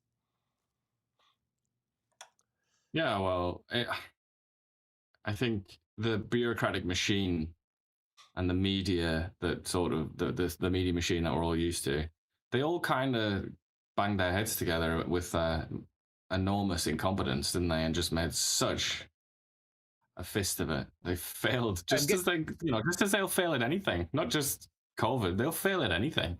And if there's a meteor going to come down, they're going to fail at that too. They'll fail at absolutely everything. And I think that's the COVID period. To me, that's how I remember it. Not as some kind of sinister conspiracy, but as just almost exotic levels of incompetence that shows to all of us the true face of our ruling class, which is just irredeemably useless. They're just incompetent. They can't do anything. And I'm gonna say this because I have small town roots, and I grew up in a lot of small towns. And I'm gonna say that most people in small towns are more skeptical of government. They are more skeptical when somebody tells you to do something. They're gonna ask why. It's the people that live in the big cities that are just like, oh yeah, sure, let's do it. And then because it's just like they're used to being pushed around, I guess, or whatever. But it's small town people with there you go, Ray. I love my tinfoil hat. It turns out you're all right, and you just don't let them shame you into silence. Just that's it. Like they've had this. The borders are closed. Here's one on the borders are closed. Well, we won't play the whole clip, but it talks about how they need to have strong borders, and now the Democrats are trying to tell the Americans that they don't want borders and all that kind of stuff. In Hollywood, they're talking about there is no such. Billie Eilish coming up there saying there is no borders. Everything is like wide open. And it's the Democrats that have been talking about borders forever. And I won't play this clip, but it's a longer clip, and it just clips from Clinton and Obama and previous presidents talking about how you need a strong border. You don't have a nation without a border. Canada should learn that as well. You don't have a nation without a border. Like what's the purpose of a nation then? Just erase it then and just do it. But then suddenly nations do exist when they're getting on their high horse about things, on borders, when they're getting on their high horse about things like, Palestine or something like that, or something going on somewhere else in the world. Or even when they're talking about like Taiwan, like what's the big deal with China going into Taiwan if there's no point in borders, if it's all, one race, the human race. And we're not trying to be nut bars either. We're just trying to say, use your common sense, right? Like use your common sense. You were given that by God, so use it. Why do you want to waste it? Just use your common sense, man. You get to ask questions. The media's number one job. Our purpose is when the government says do this, our job is to say, why? Now you tell me how many media did that during COVID? How many did that during climate change? How many did that during all these conspiracies or whatever? How many asked why? All they said is, and how should we tell people? But I would also say, don't just do it for yourself. Don't just do it for your own self-respect or something like that. Do it if you believe in democracy and if you believe in the system that we have. Do it for that. Do it for the system. It feels like it's a reference to The Simpsons where he's got the "do it for her" picture of Maggie. But do it for this system. Do it for liberal democracy if that's what you really believe, because that is how the system is constructed. And it's not possible for the system to work if the citizenry just does what it's told all the time and doesn't do any of its own thinking. This whole system absolutely depends upon each individual citizen using their mind and using their own sense to judge events and to judge actions. And that means also using your own sense to try and arrive at the truth. If you don't do that, then we don't live in a democracy. It's just top-down authoritarianism. You just do what you're told. You know, that's pretty basic stuff, but it's absolutely fundamental. If you're not willing to be curious and you're not willing to like push back on things that you're told by people in power, then this is not a democracy at all, and we're never going to have one ever again. It's gone forever in that case. Well, this just shows you how some people in power traded their common sense for virtue signaling, and this is obviously this police department here in New Orleans. They had actually, I was going to play the clip, but I won't because we're longer, is they actually hired a recruit that was an illegal alien.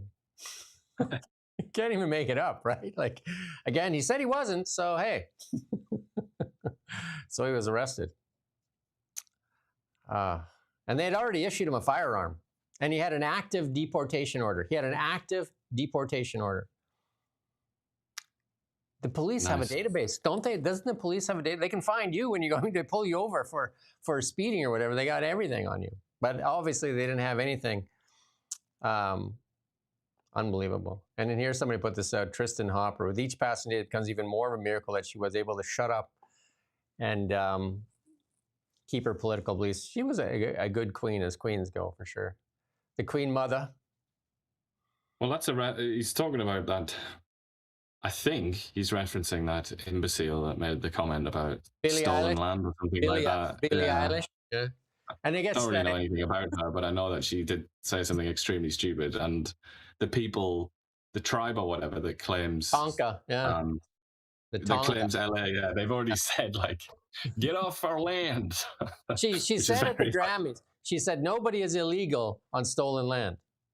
Basically saying there is no borders and no ice. There should be no ice. That was everybody. That was the theme at Hollywood.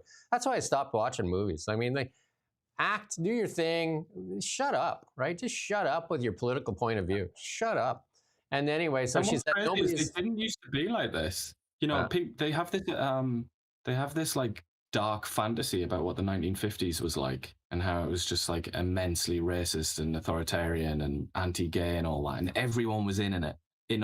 But you watch celebrities or whatever, like singers and movie stars in the 50s, they never talk about politics. It's just never a subject to talk about. The equivalent would be, they would be talking about like hating commies and stuff and hating whatever it is, loving Jim Crow. They never did that in the 50s. It's like, it's this new corruption, this new sort of degradation that we have to witness.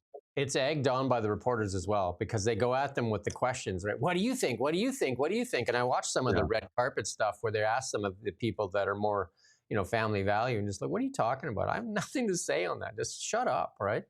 Just shut up. Just shut up. Just then shut they try up. and use that as a weapon to condemn them, don't they? I mean, as you can remember, even like during the sort of height of the panic, social panic of the George Floyd affair, people were being condemned and attacked because they didn't change their profile picture to like black or something, black out their profile. Like they, cults and people who are going through something crazy, groups of people, extremists, they do that kind of thing, don't they? They try and recruit you, and if you refuse to even take part, then they'll condemn you for that. That alone is a grievous sin in their eyes. Wild. We like to finish off with some good stuff sometimes too, and this is again, we say this all the time. Just get on the phone and ask Elon Musk to give us something, just a scrap. And here he is in Dubai now with the Boring Company building a loop tunnel and 4 stations for the Dubai International Finance Center. And I've ridden the loop in Las Vegas a couple of times, and it's incredible. It's incredible what that man has done with so much technology and building the future. And again, the Americans are on a future. They have an aspirational future going to the moon and to Mars. And JFK did that back in the 60s, right? We're going to the moon. And that led the nation forward on a positive vibe. What's our positive vibe in Canada? What is the positive vibe? We're on our economy, which should be one of the richest in the world, is on life support. That's how it started. This whole show started. Our economy is on life support. And you know, the answer to, like Francois Philippe Champagne, he'll tell you, you know, all these charts Ian and I show you that show Canada at the bottom of 2015, we fell off a cliff. Is it, well, if we turn the chart like this, look. The world's if you just upside look down. at amount of cannabis sold legally, measured per capita, you know, then it looks good. If you want to think of things going up, the cost per viewer on CBC skyrocketing. Cost per viewer on CBC skyrocketing. That's going up. $1.5 billion and viewership falling off, and some of them dying. And it's odd that, you know, like the hate mail that we get. It's odd that they always have personal attacks as well. The people that supposedly are all about inclusivity and everything, they always have to have a personal attack. Some even threatened me, said, "I know who you are." I'm just like, okay, right? Like, silence seems to be the biggest thing they want from us. They want Ian and I to shut up. Why? Why would they want us to shut up? And we're just bringing you news, like what Holly Dones of Blacklots does. Just imagine if all the media in Canada was doing the same work she's doing. Imagine how much a better Canada it would be. Just imagine. If we could, and they definitely want her to shut up, don't they? If we could root out fraud, waste, corruption. No answer. This should bother you. They want to seal the Vax files for 15 years. That should just infuriate you. And there's no apology, no nothing, no resignations, no nothing on the Freedom Convoy, on the trampling of Canadians' basic rights and freedoms protected under the Charter. Nobody even answers to it. The guy banging the gavel there, you know, like he doesn't even want her to even have the ability to answer the question. There's something wrong. There's something wrong. And CBC is at the heart of it. CBC, CTV, and Global are the shield. They must be defunded. I have Macklin McCall at 1 o'clock. I banged on the desk. 1 o'clock, Macklin. I think it's Macklin, isn't it? 1 o'clock? Yeah. 1 o'clock, Macklin McCall, former RCMP member. We're going to talk about some of the crime here in BC and then the new committee that is going to solve it. And Ian and I are back tomorrow morning. Tomorrow morning is Thursday already. Thursday. We're already into February. Get your Valentines made up for Ian and I. We love Valentines. You know what? I'm going to ask for the regulars, if you could do this, because we want to start putting this out there. If you want to share like a video clip you on your phone, just turn it around and say why you watched the Really Big Show. We're going to start showing some of them. So if you could do that, we'll share them, because I mean, a lot of the comments are great. But we show the comments in the morning. But if you want to do a quick video, like 10 seconds of why you watched the Really Big Show, that'd be great. We'll put a collage together. Again, thank you for watching Now Media.